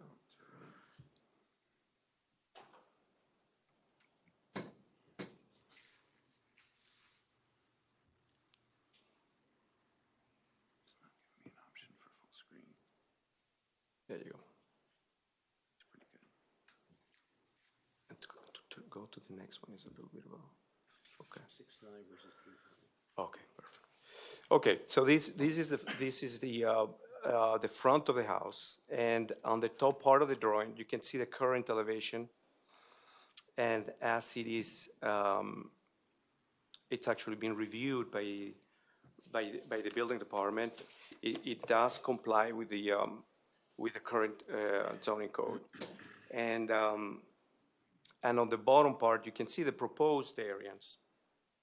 And what you can notice is that the only thing that changes from one to the other, it's the bottom part where you have the distance from the crown of the road to the finished floor elevation of the ground floor, going from 6 feet 9 to 8 feet 9, basically 2 feet. But everything else about the project, about the architecture of the house, about the volume of the house, it stays the same. And the same goes for the house in the rear. You can see the current project on the top and the variance on the bottom. And the difference is only on the height of where the house sits. You can see the seawall is raised from the top drawing to the bottom drawing. So in general terms, really this is what we're asking. And there's no intention to do anything underground with the underground parking? No, not at all. There is no space. There's no use the void space under No, there for anything else? no, not at all. There would be no space for anything. Not Basically, usable. you're doing what we're talking about, which is basically elevating the island, and that's what we have to do. Yeah. And we really talked about, I've proposed quite some time to get BFE +2. We're now at BFE +1. So now all the houses that were BFE 10 will be shortly below BFE. Correct. So you're building something which is something we look forward to. It's also ground for absorption of rainwater, Steve. Yeah. More rain, more water, more less in the street, less pumps.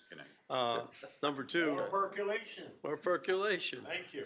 Thank you. But, and it's a longer term effect. And what, Fred's not here, but one of the things he mentioned, which he didn't like, was the height of the rear wall. And this is out in the water. In other words, the neighbors are the fish. There's nobody out there that's going to object to the wall being another foot higher. I think you said 1 foot higher than permitted. So, I mean, I don't see why, since this is doing exactly what we want to do, and raising homes, raising land, that we would encourage them, thank them for doing it, because it's more expensive. So I would thank you for doing this, not criticize you. I think there are some mitigating circumstances even beyond, right, that are particular to this project. One of which is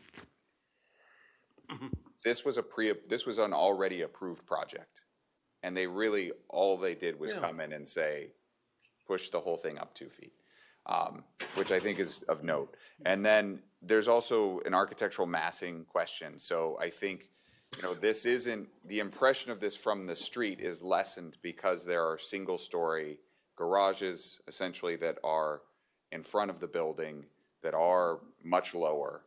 And so you have that intermediate step up. This isn't a wall on the street in this case. So again, that's very particular to the project. Yes, that's right. The main house is recessed about 20 feet and a half farther than the 20 feet required. So the house, it's pushed back from the street. Jeremy, question. are you going to get approval from, are you going to ask from the neighbors to agree to these code changes? I mean, I remember when we were asked to put a fence, someone wanted to put a larger fence up behind their house, they had to get all the neighbors to say, okay, we agree, we agree. Are we doing that on this particular thing or not? How is this affecting the neighbor to the right or the neighbor to the left? You had the 300 feet. I think- Jeremy. Sorry? I'm pretty sure you did that, didn't you? Yeah, yeah. I was just gonna double check to make sure we did, but it is part of the application process. Mailed it out, Yeah. certified that also. Yeah, all surrounding It was all properties done in are the notified. packages. Send us, Mike. Yeah. Okay, unfortunately. No, I I'm just didn't- saying. I didn't realize I'm that just that package came out, so. Yeah, No. No and- one told the newbies that we What- should be looking for that. Yeah. And the drawings are also in the tab, in the They're not in on the agenda. They're not in the book, Jeremy. Oh, they're not printed? No. But they're in the Right. PDF? Yeah, exactly. Okay. In the future, I will be using electronic. This time I did, I apologize. So unlike some of the recent examples, this is different, I think, because what we're really talking about is just the lowest finished floor. The height, the overall ridge height is within, No, No, it's going up 2 No, it's feet. going up 2 Everything is feet. 2 feet higher. Like, everything's getting pushed up proportionally. So they're counting the 35 from the You're counting the elevated 30, finished okay. floor. that is exactly what we've been wrestling with. And it's a streetscape issue, it's not a flood resiliency issue. Right. And again, I think in this case, the streetscape issue is mitigated because of that additional massing Jeremy, between the street. if you flip to the other side, the building. you'll make Yeah, a that point. would be What's good. your roof pitch? Go to the front bit. Hold on, Jack. There we go. Yeah, there you go. Now Yes. you'll see the difference here. It's quite Just clear. Lower the roof pitch by a quarter inch and get Well, that extra foot. I mean, you got 11 feet of, What's your roof pitch, sir? I'm sorry? What's your roof pitch? 5 and 12, 4 and 12? 6 and 12. So therefore, if you lowered it, but to 5 and 12, you lower the thing below, you bring it back almost into code. That wouldn't really destroy your architecture, would it, by going to 5 and 12? affect adversely the. Sorry? It would adversely affect the proportions. Really? Of the building, yes. You think 6 and 12 would be Yes, that much because noticeable? you see it from a flat facade there, but Okay. you essentially would lose almost the perception of the roof. So you, right now, your roof height is what, 35 versus, you got 13 feet of roof, right? And so if you went to 5 and a half and 12, you said 6 and 12? Can't see the damn thing without my glasses. 13, so 13 feet, that's 26 feet. So if you went to 5 and a half, 12, you lowered by 26 times a half inch, right? Yep, that's So right. 26 and a half inch is going to be what, 13 inches? 13 inches. So 13 is lowers it a foot. But 5 and a half, 12, do you really think that would be a difference? Make Frank happy? Don't put it in terms of my happiness. Frank, I want to make you happy, okay? So that You 5 don't even have to try. and a 5 and a half, 12 shouldn't be a big deal if it makes Frank happy. It's, lowering, I think lowering would be detrimental to the. Because that changes the whole volume of the building. And my understanding is that raising I'm fine with raising make Frank happy. is a admirable aspiration, but raising the whole building does affect the streetscape. And my personal problem with this is we have a code, and every time we have a council meeting, we have someone coming for a variance and saying resilience, and then they take the whole building and raise the whole building when there are ample opportunities, especially with a large lot like this, to make accommodations within the code. That's what Ed's is saying. If you change the Yeah, roof but line, that but does he's not- exactly but what he you want. doesn't want- That's not agreeable. What's the ceiling height on the second floor? 9.5 feet to the tie beam. Well, From, I'm it's, saying it's 9.5 feet 5 from and a half the to tie 12. beam to You the want that finished back floor. down the foot that- And then presumably vaulted and 5 and a half, 12. up from there. Actually, I made roof trusses. And if I it would comes say- to changing the slope, we'll change it. Because really our, Go to 5 and a half, we 12. we Makes prefer, not- Frank as happy. an architect, I prefer not to do it. But if it's I think the paramount concern right now is resiliency, and there is nothing behind that concept. It's only and exclusively make the house safer and to be in compliance with future codes. You don't have to convince me, I agree with you. But we gotta make Frank Future happy. codes that we don't have yet, we Yep. haven't decided on yet. And I'm, as you can well tell, I'm not an architect, but I would think that a higher house would be more susceptible to the high winds. So I'm not sure how that adds to the resiliency. I'll comment on that. Okay. As a registered architect and somebody who's worked down here for my career, it does not appreciably affect it. You know, if you go to an additional 50 feet, that's when you have to start applying additional wind loads but the kind of change that we're talking about here doesn't really impact The wind speed wind doesn't. velocity. So the interior ceiling height is not 13 feet. It's, what did you say, 9.5 feet? 9 on the second floor, 9.5. I think it's 10 feet in the ground, in the first floor, and 9'6" on the second. So those are the heights. And then what about water retention? We have addressed all that in the civil drawings. Not prepared to really go into the specifics, but those are in compliance with the current code. So, and in addition to that, beyond our current code, I included a condition that the exterior hardscape, not just the driveway, be built with pervious pavement, so that it, sorry, so that it can actually, so that it can absorb some water, because normally they are, and by code, they're responsible for a certain amount of volume on site. But don't we have to figure out, or wouldn't it be advisable to figure out the water situation before going up, so that once the property is raised, it can be, we can determine how much, if any, water is going onto the neighbors? Because we don't want to create a situation where. The code I know, but the water requires, goes under the retaining wall. there's two elements to that. One is our current code requires a 6-inch retaining wall that'll prevent runoff onto other sites. Now, I know we get a lot of complaints about new construction and the allegation that it's often causing runoff. I would push back to some extent. On some of these cases I've witnessed myself, that this is actually caused because previously their property had run off into the neighbors, and now with the wall, it's actually blocking what had been a condition where they were running off, and now they're actually having to deal with water on their own site. That's one condition that takes place. Another one is that you have runoff on the front, but I haven't seen it where it's running off around a perimeter wall. The other issue is you're only responsible for 1 inch of water in a 24-hour period per county regulations. So if you do have a sustained multi-day rainfall where it starts to infiltrate and flow out, that's really an issue beyond what our current code accounts for. Oh, because there's no percolation at that point, right? Yeah, I mean, everybody's flooding everywhere at that point. No. No, look, I get it. There's, We you know, apologize. you take a thin sponge, you spray it with a spritzer, it soaks up the water. You put that sponge under a sink, the water runs right through. You can handle the spritzer. You do understand irony. Yeah. You can handle the spritzer.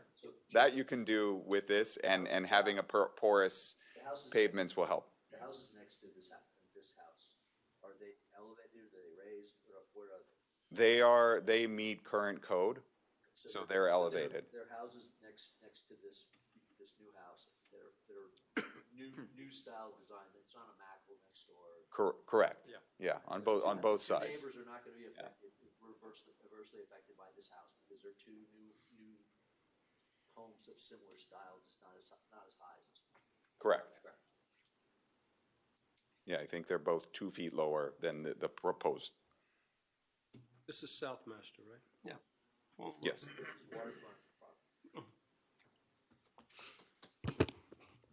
What is the will of the board? Make a motion to approve. So if we redesign the route, we asked. He's willing to go 5.5 and 12, make Frank happy. And that will bring the house down to 13 inches, yeah. 30, yeah. Compromise? Compromise? Yeah, for the roof ridge. Sounds amenable? Is that consensus of council? Yes. Sounds like consensus of the council. Now, while we're at this point, and it's not about your issue, but it would seem, and I know moratorium is a bad word, but, I agree with your comments. We're here at every juncture, we have to do the same thing here, and, We have no code. yeah. We're building We by, had 4 variances last year. In a year, we had 4. we've had 4 since I've been on council, November. We had two South Mashta Point. We had South Mashta. Right. Yeah, 4 different addresses, 4 different addresses. Jeremy, this is 2 variances right here. Yeah, but, Height variance and a setback variance. okay, so technically, yeah, but we've had 2 addresses. We've had 2 addresses. It is 2 Yeah. variances. That's what's Yeah. Nancy's point. And we do have a code, and this, I just think that we shouldn't be developing outside of the code and everything by a variance, and everyone just says resilience, and we all just jump. When there's no hardship here. I know hardship isn't required, but my understanding is that accommodations can be made to meet the code within this very large lot, and we wouldn't have a super high. Well, I think we addressed that with, All right. yeah, with the. I think for future reference, I think the takeaway for me, and I would summarize it this way, that the variance evaluation criteria are actually not met by the nature of ruling these decisions by means of variances, because they are not compatible with the policy goals in the comp plan and the code, like definitionally. I disagree, because we have a lot of components in our comp plan that encourage resiliency. And that is the reasoning behind this, like. That's exactly correct, but the design criteria are separate, different, apart otherwise. But I'm meant to apply all criteria and consider the comp plan. And I think when what I'm- you're hearing in these various hearings, in our several. Frustrations. In our several variance decisions, is that we don't agree with the premise that the community design criteria are compatible. Right. Understood. Again, you make a code, but we're not all. Therefore, the ZORC, It's always very which is the best route to fixing this. Yeah. And having fewer variances. Okay, that's a discussion for another day. Mayor, can I make a suggestion? Instead of addressing the pitch on the roof, is it more appropriate to have compatibility and not be detrimental to just reduce the variance instead of by 2 feet to 1 foot? Fine. The overall height? Yes.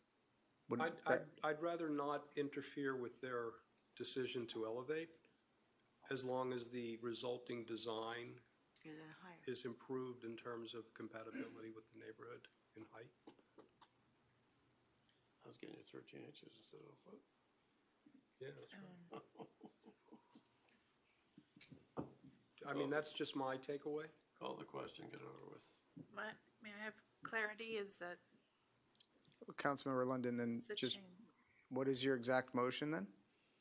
Motion was to approve it with the, excuse me, and the roof pitch to be changed from 6 to 5.5 inches. Okay. In 12. And the result is a decrease in the 13 ridge inches. height. 13 inches. I'm sorry? Around that. You have to calculate it, but yes, sounds right.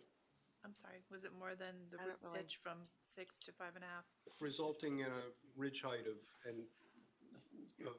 reduced by 13 inches. Existing is 6 and 12 to 5.5, 12. Roof pitch. Yeah, I just did. Okay. And the ordinance doesn't need to reflect that I'm happy. No.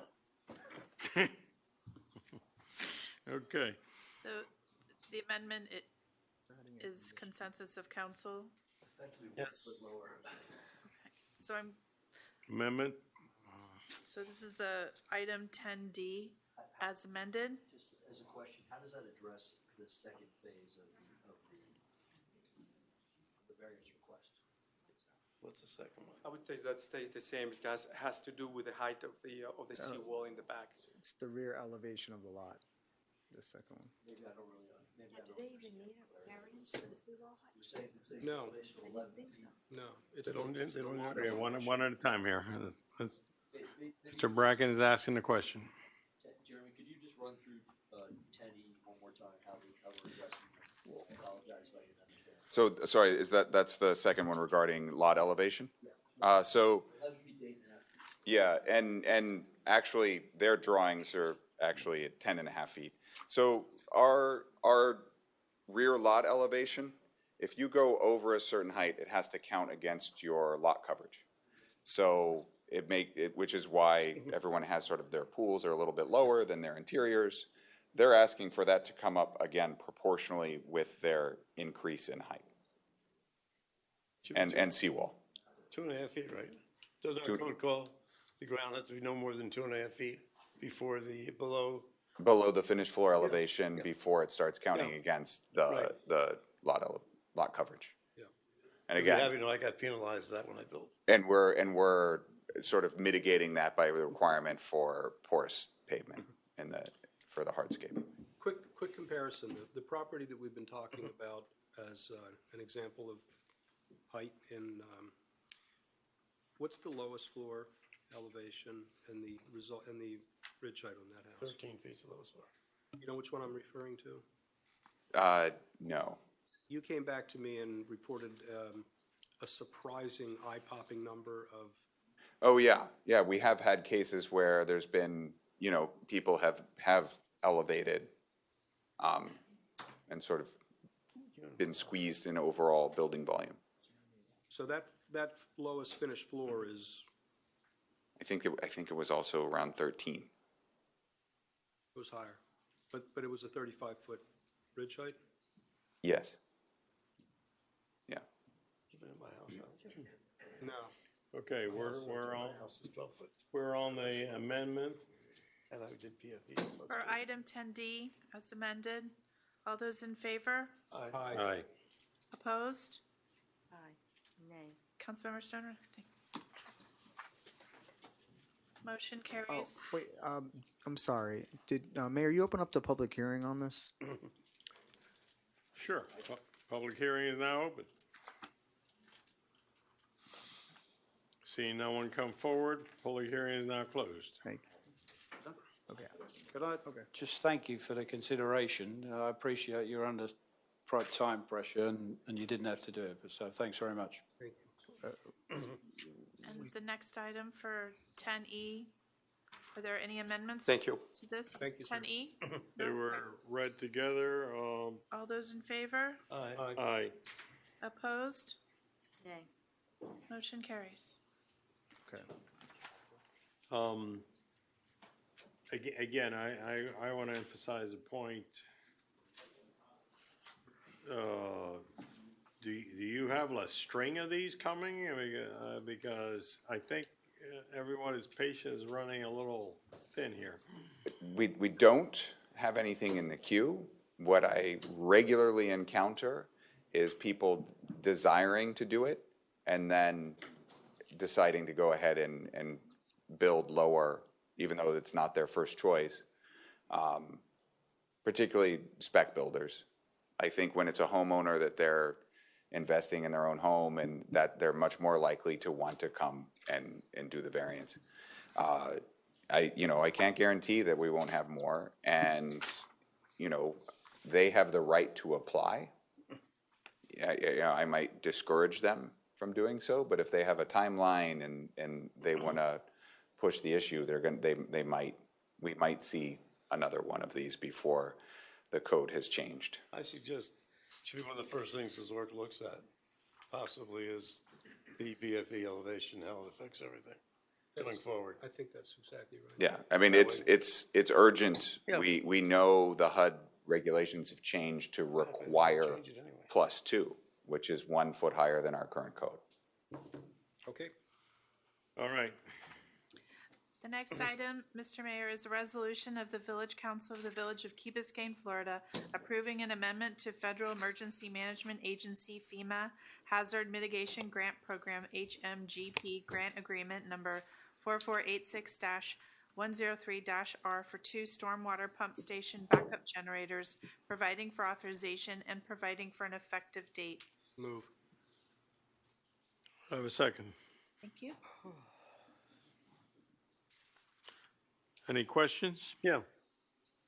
Why do we need the generator? Good evening, Council, Mayor. Good evening, Council and Mayor. Chris Miranda, Public Works Department. This was for the 2 generators at the pump stations, the dewatering pump stations. We got them There's designed. no We didn't backup. put them in, did we? Excuse me? We had designed the thing. Do we install them yet? We have not. And then my question is, why are we going to go forward with designing? How many times have we had a power problem with those, that affected those pumps? I could not tell you how many times. My understanding in the past, there has been a number of times that they've lost power and the neighborhood has flooded, and that's why this application was submitted. But this was pre-2021. This application was submitted in 2021 through a HMGP grant, and it was awarded to the village on a 90-10 split to install these generators.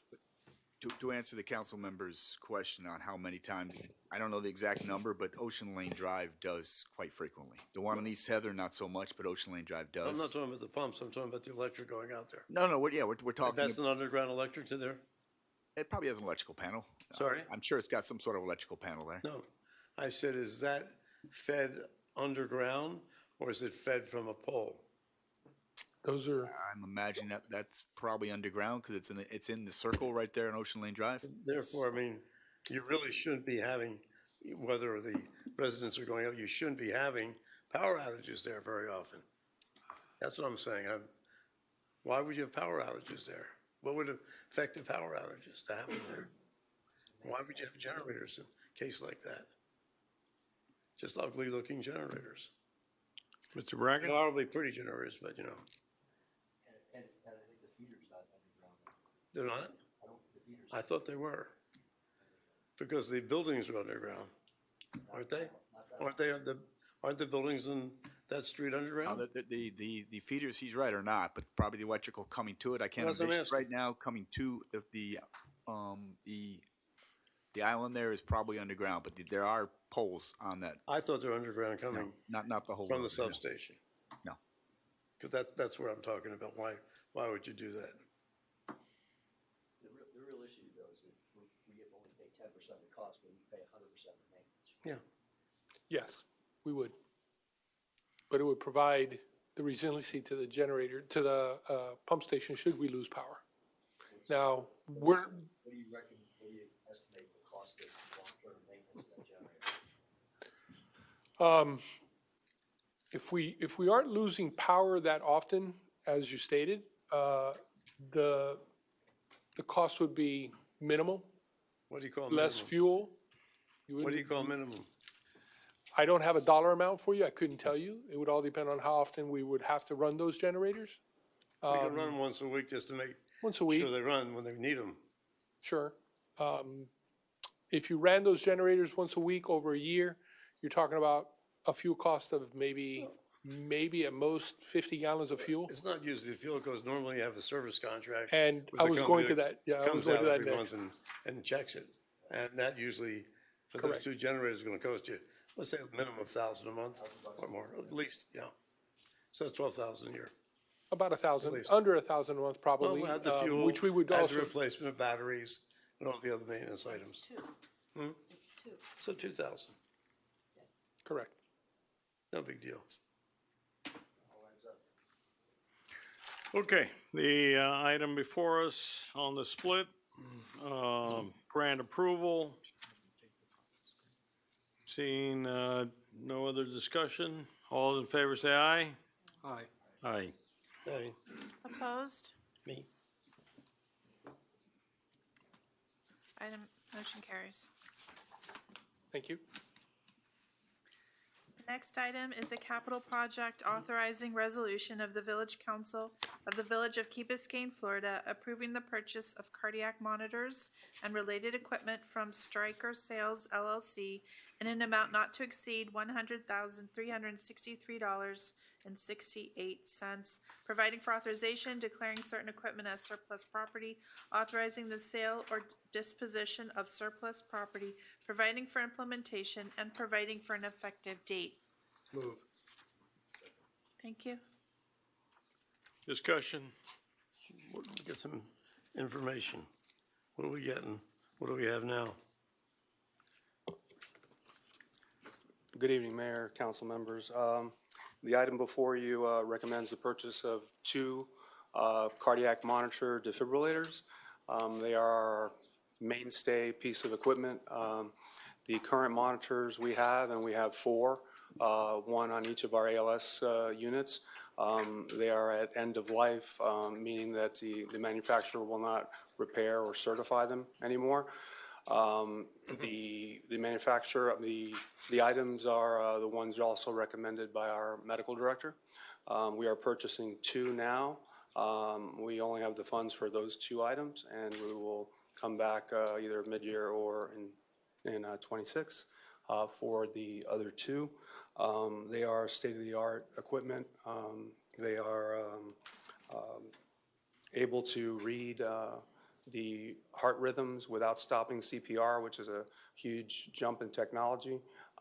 Therefore, patient outcomes and the science behind it are very important at saving lives. So, as I said, the medical director recommends them, and we will be coming back for the other 2. And these are the trucks, right? Well, we have similar equipment now, but they are end of life. We have the LifePak 15. But these are going to go in the trucks? Yes. I have a question on the, and I'm not sure if you can answer it. I think it's maybe a mathematical error on Exhibit A, on page 2. It says we're buying two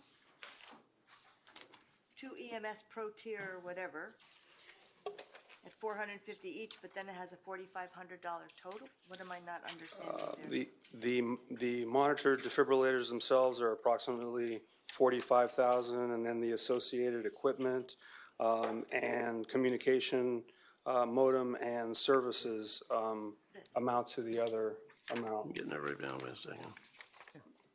It's just, it's the price. It's the The price. council member, I think the reason is that the overall price is the 100,000. They're assuming that there's going to be some of the previous ones traded in, but we don't know for sure.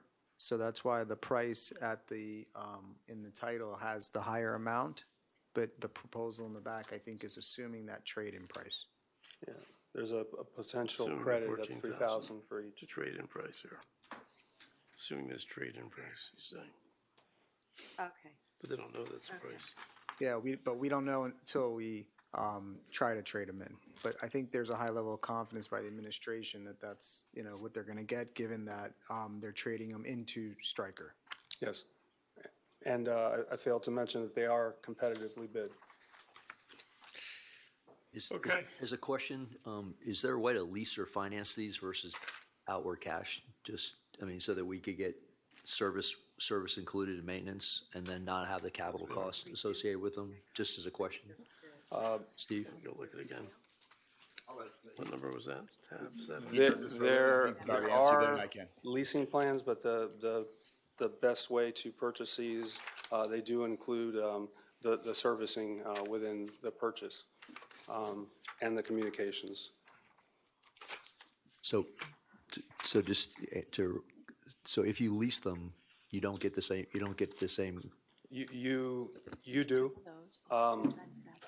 But the recommended way is to purchase the capital items. Okay. The reason why I'm asking the question is because you said with the previous piece of equipment depreciated and they're no longer have serviceability, right? So my thought process would be if we leased them or rented them, we wouldn't be exposed to having a capital piece of equipment that was no longer useful? It's a question, I'm not asking. No, I understand. They would come in at a much higher cost, and specifically the two that are deadlined, they're from 2010. So they are very ruggedized, long-lasting pieces of equipment. Okay, so you're saying it would be more expensive to lease? Mathematical error, I think. To lease, yes, with the financing and their durability factor, the recommended way would be to. I think Nancy found an error here. Tell him, Nance. Going back to what I said before on Exhibit A, on page 2, unless I didn't understand you, Chad, there's 2 items there. There's a life pack cellular modem. It says quantity 2 at $12.75 each, so it's $25.50. And underneath that, there's an EMS Pro Tier 1. There's a quantity of 2 at $450 each, but the total they have is $4,500. Instead of 900. Yes, and that is the telecommunications software that is 60 months. So at $450 times 2 devices, each device has to have the service so that you can transmit the EKGs to the receiving facilities. That's what pairs with the modem to transmit the EKGs to the receiving facilities. But how's these? But the math doesn't add up. It doesn't matter what the ultimate numbers are so much as if the math computes, and I don't think it computes. You're saying 60 I'm not the months, math whiz yeah. that No, you're right. council member. Sweetheart, it's not. The math It's is just all definitely. different ways it doesn't work. Yeah, you're right, Nancy. It's 60 months times 2 times 450 does not equal $4,500. 54,000. Yeah. That's 27,000. Yeah, I thought that was the net amount because of the trade-in. Trade-ins on the other page. The trade-in they're on the other page, and there's Line from the bottom. 3,000 for each of the 2 life packs, and there's other equipment that we can trade in that also can defer some of the pricing. Well, someone needs to check it. Someone needs to check that. Nancy, you're taking 60 months, you're multiplying by $450, and you're not getting $4,500. You get $27,000. So there's something in the presentation that's not correct. And whether it's the service fee number, which sounds like a lot, but it's not really that much. $450 per month per system, or is it? Per device. Let me address that. So the service is for 60 years or 5 months. No, 60 months or 5 years. 5 years. 60 months or 5 years. Excuse me, sorry. Times 2. There's 2 of them. Right.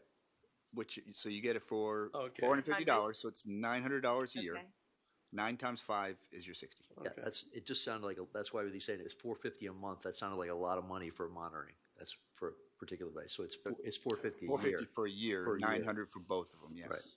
And, yes. That makes sense. That makes a lot more sense. And it's proprietary to the product. All right. Mystery solved. Benjamin will be proud of you. Although he got my years and months backward. That's okay. He doesn't do years and months, he does dollars. All right, on the item before us. So moved. It's already moved. All those in favor? Aye. Opposed? Motion carries. Thank you. The next item is a resolution of the Village Council of the Village of Key Biscayne, Florida, approving an agreement with the Key Biscayne Community Foundation, Inc.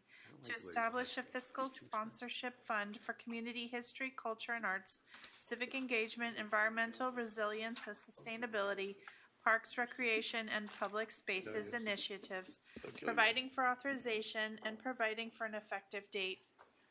Okay, on 10C, Mr.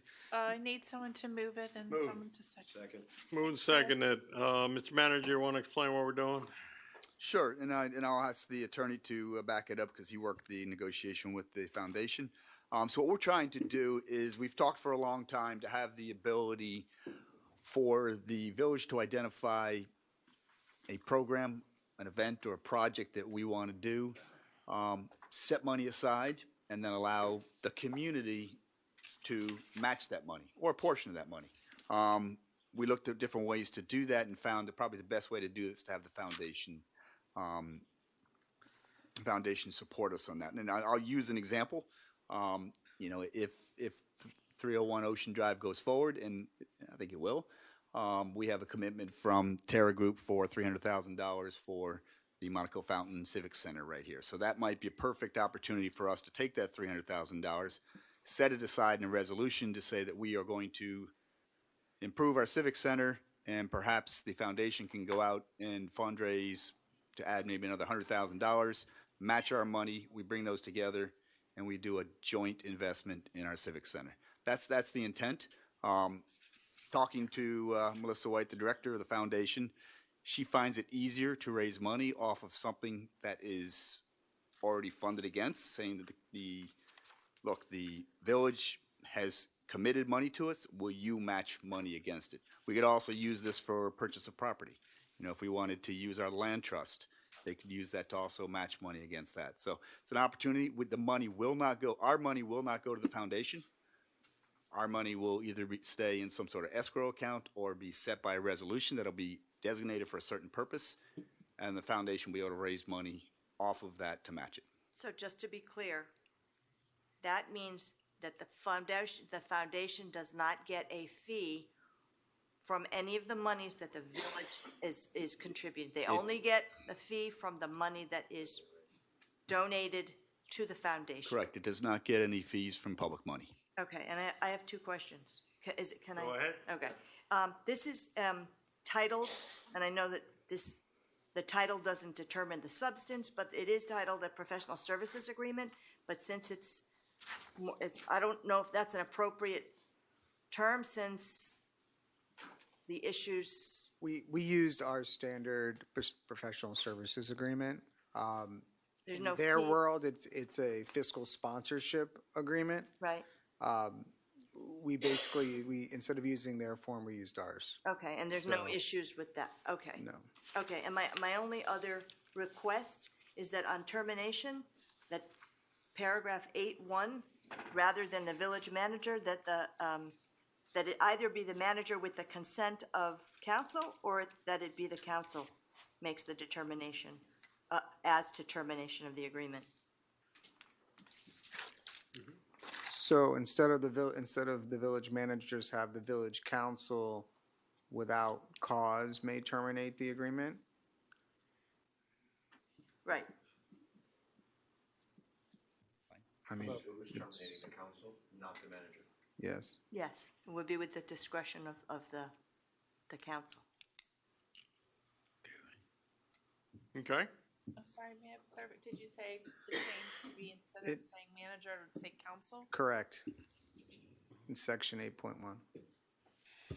So Chad, just to confirm what Nancy said, so Steve Simon came up and made some points, right? And he usually does his homework. So what he was stating was not actually correct based on what Nancy just iterated. Yeah, correct. Well, first of all, let me just give a little quick background. Okay. This is common for governments to do. Governments either create their own 501c3 or they go to a community foundation to basically run a fiscal sponsorship underneath the foundation's 501c3. Governments have shifted to this model more recently because then the government's Benjamin doesn't have to deal with all the regulatory requirements of dealing with the IRS and keeping it going. There's also requirements on who can sit on that board, which we don't have to deal with. So there are different community foundations around Miami-Dade County, so different governments use different ones. What Councilmember Stoner is correct is that these are not village taxpayer dollars that are going into the foundation. These are people that are going to be donating, and the fee will come off of those dollars. Right, and Ed, Ed? you do a lot of work with the foundation, and you've had your own foundations two- run through I have this. two foundations Two here, foundations. And you basically say that this is the most cost-effective way to do this. And- Else I'd be doing it myself. No, I understand. So, okay, so, fine. Answers my I question. mean, I find it much cheaper to use them than, and enough that would make sense to do myself if I wanted to, but it's still better, cheaper to use them. I will say that when Benjamin and I met with the foundation, the amount of the fee was discussed, and we were advised that this fee is lower than what other foundations charge. I just wanted to confirm that all those things were correct. Thanks. I think Steve's point wasn't just what the fee was based on, it was that using whatever the community was that he cited to, that there were, mentioned tiered comp or fee for services, depending on what the actual service is, that a percentage of corpus, it wouldn't always be the most appropriate basis for a fee. Well, he's right. I mean, if you're gonna give them $10 million, something like that, or $5 million, they'll definitely lower the fee, but what they're anticipating and getting, et cetera, 4% is a very reasonable fee.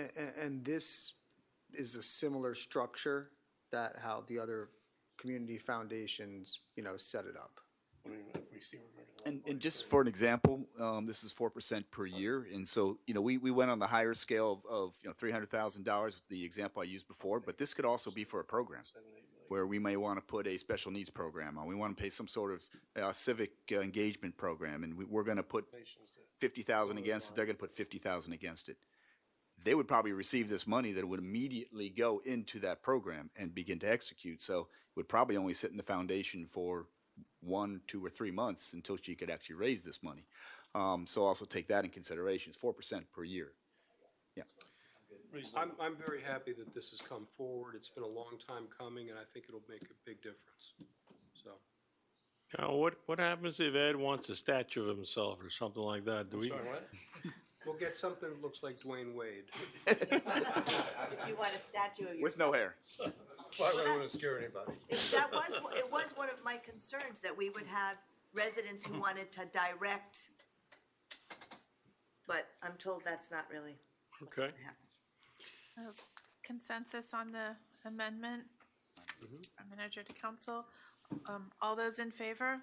Aye. Opposed? Motion carries. Okay, let me run through some of these here.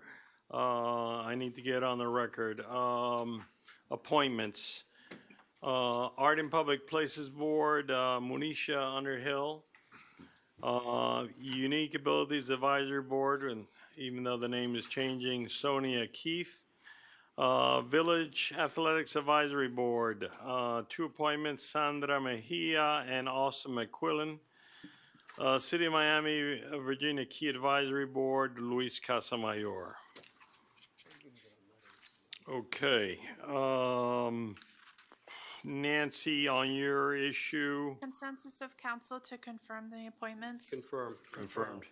Thank you. Okay, I'm going to catch up with you. Where are we? On this, your revisions to building code. Discussion of zoning review committee. Councilmember Stoner. Yes, I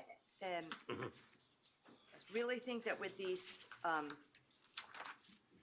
variances that come before us, that we would be well served by a committee that reviewed them in advance and came to us with recommendations and explanations of the implications and the unintended consequences and all the things that we don't need to take the time here to figure out. It makes these very long meetings longer than they need to be, and we could have You want experts a zoning advise- board? Yeah. Instead of that's my having, proposal. instead of having Jeremy do it. Instead of having Jeremy do it. Or we can do it addition. and they can do it. But it would give us a broader sense of what is being asked and what the implications are. So, I mean, Frank can talk to it because he was there from the very beginning, as I was. I think that, not an objection to what you're saying, I'll just give you some background. I think that our original thought was that these folks sitting up here would be the best to interpret what goes out in the community. But maybe, you know, we're big enough where we need to consider something, a different model. I just feel like I want, Another set of eyes? yes, and someone to explain to me more about the technical parts of it that I might not understand. And with the exception of our esteemed developer over here. He knows about everything. You've noticed, right?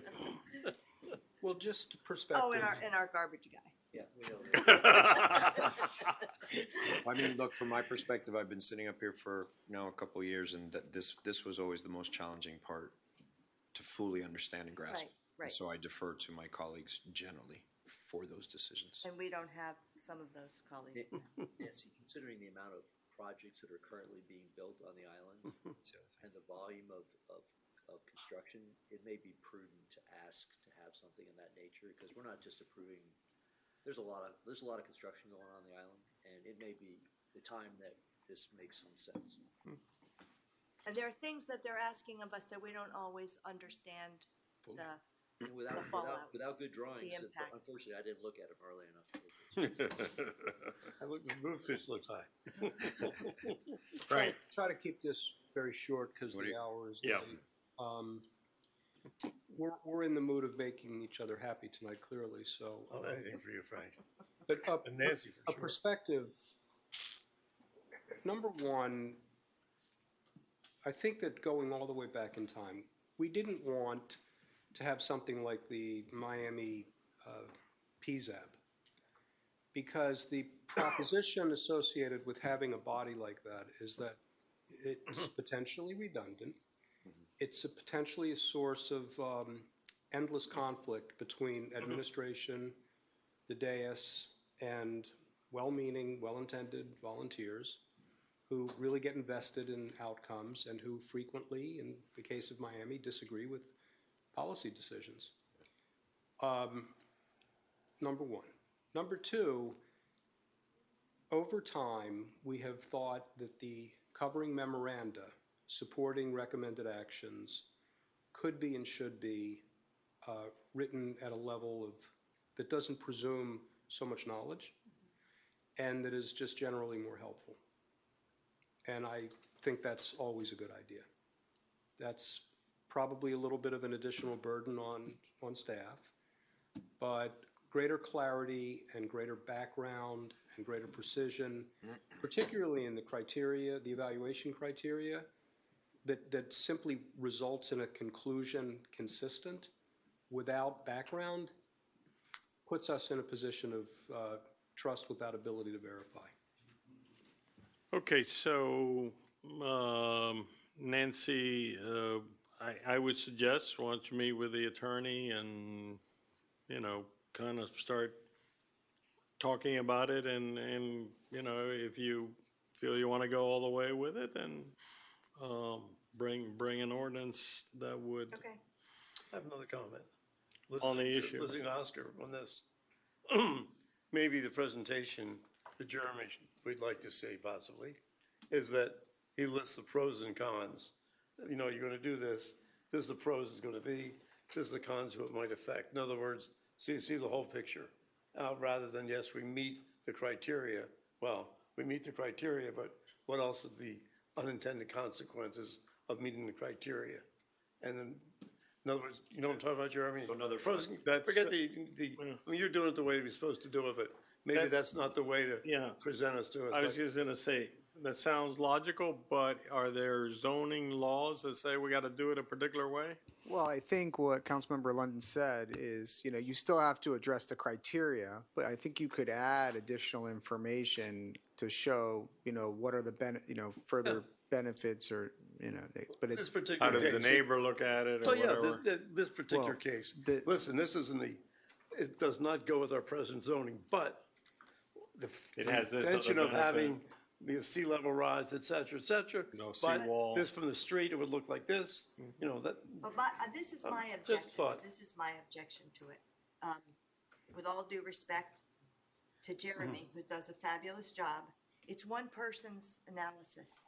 And I think that if we could benefit from having a broader perspective.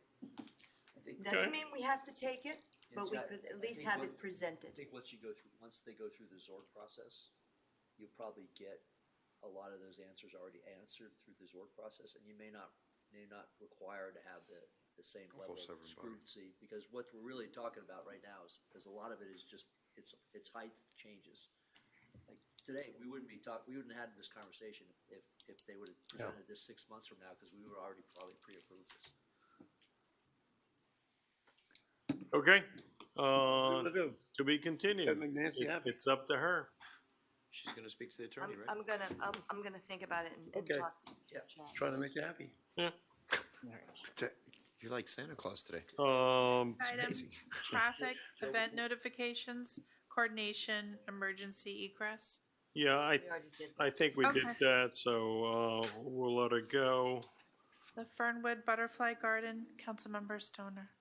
I just wanted to say, and I probably could have said in the beginning of the evening, that I went with the group over there and looked. It's gorgeous and it's going to be magnificent, and we're getting like this free, beautiful pocket park. And people are all going to be using it, not just for educational purposes. It's going to be fantastic. So I think it's great, and we should do everything we can to continue to support that. Todd, anything to add to that? Okay. Police annual report. Read it, enjoy it. You want a 2-second comment on it? Yeah, I do. Yes. This is going to come up inevitably some point during the year. What the mayor said, please read it. There's a lot of work that goes into this. Contrary to some members' thoughts here, we don't have a staff that is dedicated full-time to this, and there's a lot of people that put a lot of work into this, and there's a lot of good information. And I think the key message that I'd just like to highlight and emphasize, despite all the challenges we had last year, and there were quite a few, it was a very successful year for policing. I mean, some of these numbers are staggering. A 73% increase in tickets, 42% decrease in motor vehicle thefts, and a 33% reduction in crime. You don't see that in many police departments, if at all. So it was a great year, and it's not me, it's the staff. They're out there, they're listening to our citizens' concerns about traffic, and our traffic numbers since October through now are still on par to surpass where we were at last year. So it's a credit to the staff. They're doing a great job. Just read it. If there's any questions or concerns, I'm always available. Thank you, Chief. I gotta add what Chief, that, you hear him say many times that, we're a small town with some big city problems. Sometimes that happens, and it'll capture that in here. But what I also want to say is, we looked at some of the feedback we got on the biennial survey, and we're doing exactly what our residents asked. Traffic enforcement, police presence. So this will also represent that too. So I appreciate Chief for everything you guys do and being able to capture it here in this document. Thank you. And one last thing, just because it popped into my head. I know that we have asked for metrics, and how do you hold me and our staff accountable? It's here. The stats are here. This is our measuring matrix. This is what we look at on a weekly, monthly basis. And, hopefully we can continue this trend. I do agree with Councilmember London. I can't always control crime in the trends, but we can get on top of it when we see something developing, and it was a great year again. So I'd like to thank my staff publicly. Great. Thank you. Okay. Excellent. Mr. Hofferberth, the update on the sports vetting stats?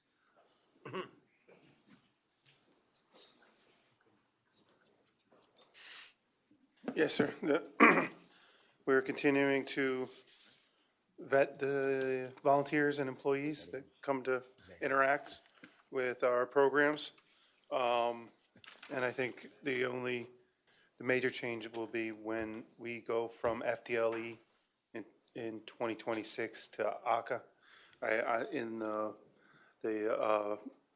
There's some benefits that were discussed earlier where we'll be able to pull background checks from a database. So if somebody was background checked to work at a school, they'll be in the database. We can say that person's going to work for us. And then everybody's pool maintains, and anytime somebody is convicted or arrested, everybody in that pool gets a notification. So we're excited about the state making that change coming up next year. And I think it's just going to take this vetting to the next level for us, because I know that was a concern when we started this, the frequency. We won't have to address that when this change goes into effect. Congratulations on staying on top of it. Yes, sir. Mr. CFO? I have a question for Todd while he's up Yes, here. yes. Todd, would you want to give us an update on the St. Agnes field? Sure. We've received the contract from the attorneys. We've provided it to both our construction administration team and to the contractor. We're doing a final review and review of one cost addition that we're been asked to check out. Okay. The addition of Cool Play that the St. Agnes requested that we look into, so. Any additional work on the possibility of baseball fields? Yes. As well as those two. Yeah, that's the second one. They said that's a shop drawing issue. We're just trying to quantify what those impacts will be, so we can report back to you. Excellent. And I guess we're the on a August deliverable? Yes, sir. And the last would be the new basketball courts for the K-8. Sure. We're in the permitting process still. I was bringing the manager up to speed today. We're working to reach out to Miami-Dade County Public Schools to see if we can get this expedited. We also, just to streamline everything, we just released the invitation to bid on the construction that we plan to do over the summer. So those are going simultaneously. Hopefully we can get everything timed right and make that happen. Todd, were you ever able to get a number for the putting just identifiers for bases for a baseball diamond on the? That's St. what- Agnes? that's Okay, what- I yep. wasn't sure if that's what you were Yeah, asking. we're still getting Okay. a quote back on that. Okay, great. So I do want to, Councilmember Sardinus, so unfortunately, I did have to reach out to our school board member on this issue today. What, the basketball courts? Basketball courts. You know, we opened a permit request on October 21st. I believe this is March 18th. Taking way too long, and we need to get that by the end of this month. So I've asked her to, speed it up. They're working it. They've passed it on to the CIP director, who will get back to them. Okay. I probably should find out tomorrow. We'll see where that goes. Happy I'll to keep help. you Let's not miss another year. posted. Yeah, I'll keep you posted. No, that's what I told them. We're not going to miss another year. Everyone's been working with us. We're just waiting for this permit. Okay. Okay, thank you. Todd, the area between the swimming pool and the gym, talking about extending that, moving the glass wall out there. Have you done anything about that? We're gonna need more room for Frank and Benjamin to come back from the police gym into our gym. They don't think there's enough room. The swimming pool. That was brought before council previously, a while back, and council decided not to proceed with that. How many years was that? Sorry, It what is was- that? Before I was in Expand council. the fitness center out But onto I- the patio. I can bring it back. I mean, right Well, now, with the manager's at least direction, I part think. of it, because it's getting really crowded in there. So one of the things I'm asking Todd to do is to do this comprehensively, is to look at the entire building and how we programming it and how we best used our space. And that's obviously one of those at the top of the list, is how do we expand the fitness center? 'Cause That we've should had a be, lot that of should be an people- easy one. It is, but we want to look and see what else needs to be done, whether we want to do it individually or whether we want to do it comprehensively. So Todd needs to get me back to that, and it's aimed to hit the budget cycle so we can have this as a recommendation at the budget workshop. Like the manager said, a whole review of the entire building. Yeah, but that'll be quick for that, is what I'm trying to say. This will be. Rather quick. than doing the whole building. Well, We're going to have it to you as a budget, for the budget workshop in June. So you'll know the cost at that time. Okay. As to whether it's something you would want to fund in FY '26. There he goes, Ed spending money again. Okay. We'll cut the number of cops, will be fine. CFO, Frank's in the CFO, quickly on the survey.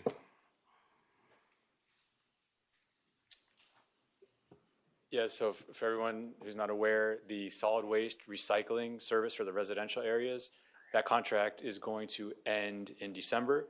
So first step before putting out a contract out to bid, we're redoing a survey that we did 5 years ago to hear from the residents on the level of service, and we are going to get the feedback, obviously, from the survey to then help craft the RFP so we know exactly the level, the type of services we want before we go out to bid. So public service for anyone here is in residential who hasn't done the survey, please do it. I know the link has gone out in the last 2 constant contact emails and also on social media, so encourage your neighbors to take it as well so we can hear from everybody. Now's the time before we go out to bid. Are we revisiting the recycling?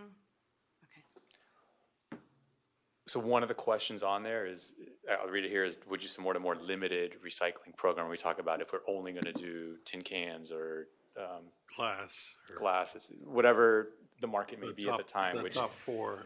And hearing from our vendors, obviously that's changing, so we want to know what those are and to see if people are going to be supportive of more limited, if it's more economic, more environmentally and economically More advantageous effective, and effective, right. yeah. In your opinion, is this, a valid survey?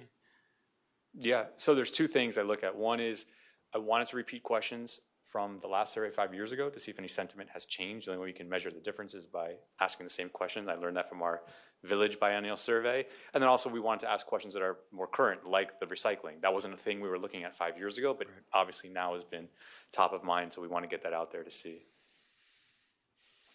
There's a thing. When you simply ask a question, would you support reduced recycling without background?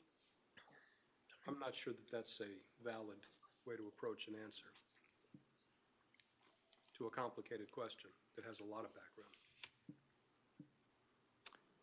You don't have to respond. Yeah. And I think one of the things we'd like to do before we go out to bid too is get the sustainability board and their thoughts, who probably understand this. I'm a trash talker, but I don't know trash as well as these guys. So obviously we want to understand the recycling. You got the trash guy right here. Yeah. I've got a lot of experience probably in that. Yeah, you should. I gotta be careful because I've got a lot of clients on that side of the equation, but I can happy to help. And I'm also on the sustainability board, so. There you go. Great. All right. Can I just? Yes, go for it. In the future, it would be really helpful when we talk about capital equipment, that the cost of managing that capital equipment or maintaining that capital equipment is part of the presentation. So tonight, we talked about generators, okay? I would like to see, every time we talk about a capital purchase, the cost associated with maintaining that capital item through its life cycle, okay, as part of the conversation. Because it's too often we talk about the capital cost, but we don't talk about the maintenance. Whether it's new pieces of equipment for a fire truck, and I think it's in your purview to make sure that that conversation occurs and how it fits into the long-term budget of the village. Okay. Because as we're adding assets, we're also adding costs. Good. And I think we need to be talking about that a little bit more clarity. Okay. So Good when we point. have those conversations, I would really appreciate that we have the cost to maintain those I assets. think it's consensus of council, so it's a good suggestion. Thank you. Agreed. All right, anything else for the good of the order? Mr. Attorney, anything on your end? No, other than, there will be oral argument in the Silver Sands appeal, next week on the 27th. Aside from that, no other report. Okay. Do they have any standing in that case? Standing is going to be a focus of that, argument, yes. That the petitioner did not have standing is one of the, arguments that will be at the forefront of that argument. Isn't it been settled as far as view goes? You don't have standing? As far as View. me? Oh, view? Oh, correct. Yes, the courts are clear under the Fountain Blue case that view is not, does not give you standing. Part of their argument in their petition dealt with view, but they had other arguments also. Okay. So, but yes, standing will be addressed. Is your meeting tomorrow on? Yes. Here? Man, you guys are gonna make us go crazy here. 9 o'clock? Yikes. Oh, goodness gracious. Joe, just one last thing. I'm not going to be able to attend the April 8th meeting. I'm going to have my hip replaced on April 7th, so I'm not going to be here. Okay. I don't know, Councilmember. Councilmember, Councilmember, I was back in one day. Really? I won't be able to. Yes, you have a whole day to recover. Councilmember, What a I was back in one slacker. day. Yeah. We're back in one day. Come on. That's man. You're back in a week. 1 week, 1 week. Damn right. Hey, he's a wizard. Getting soft. Do I have soft, a dude. motion to adjourn? So moved. So moved and seconded. All those in favor say aye. Aye. Aye.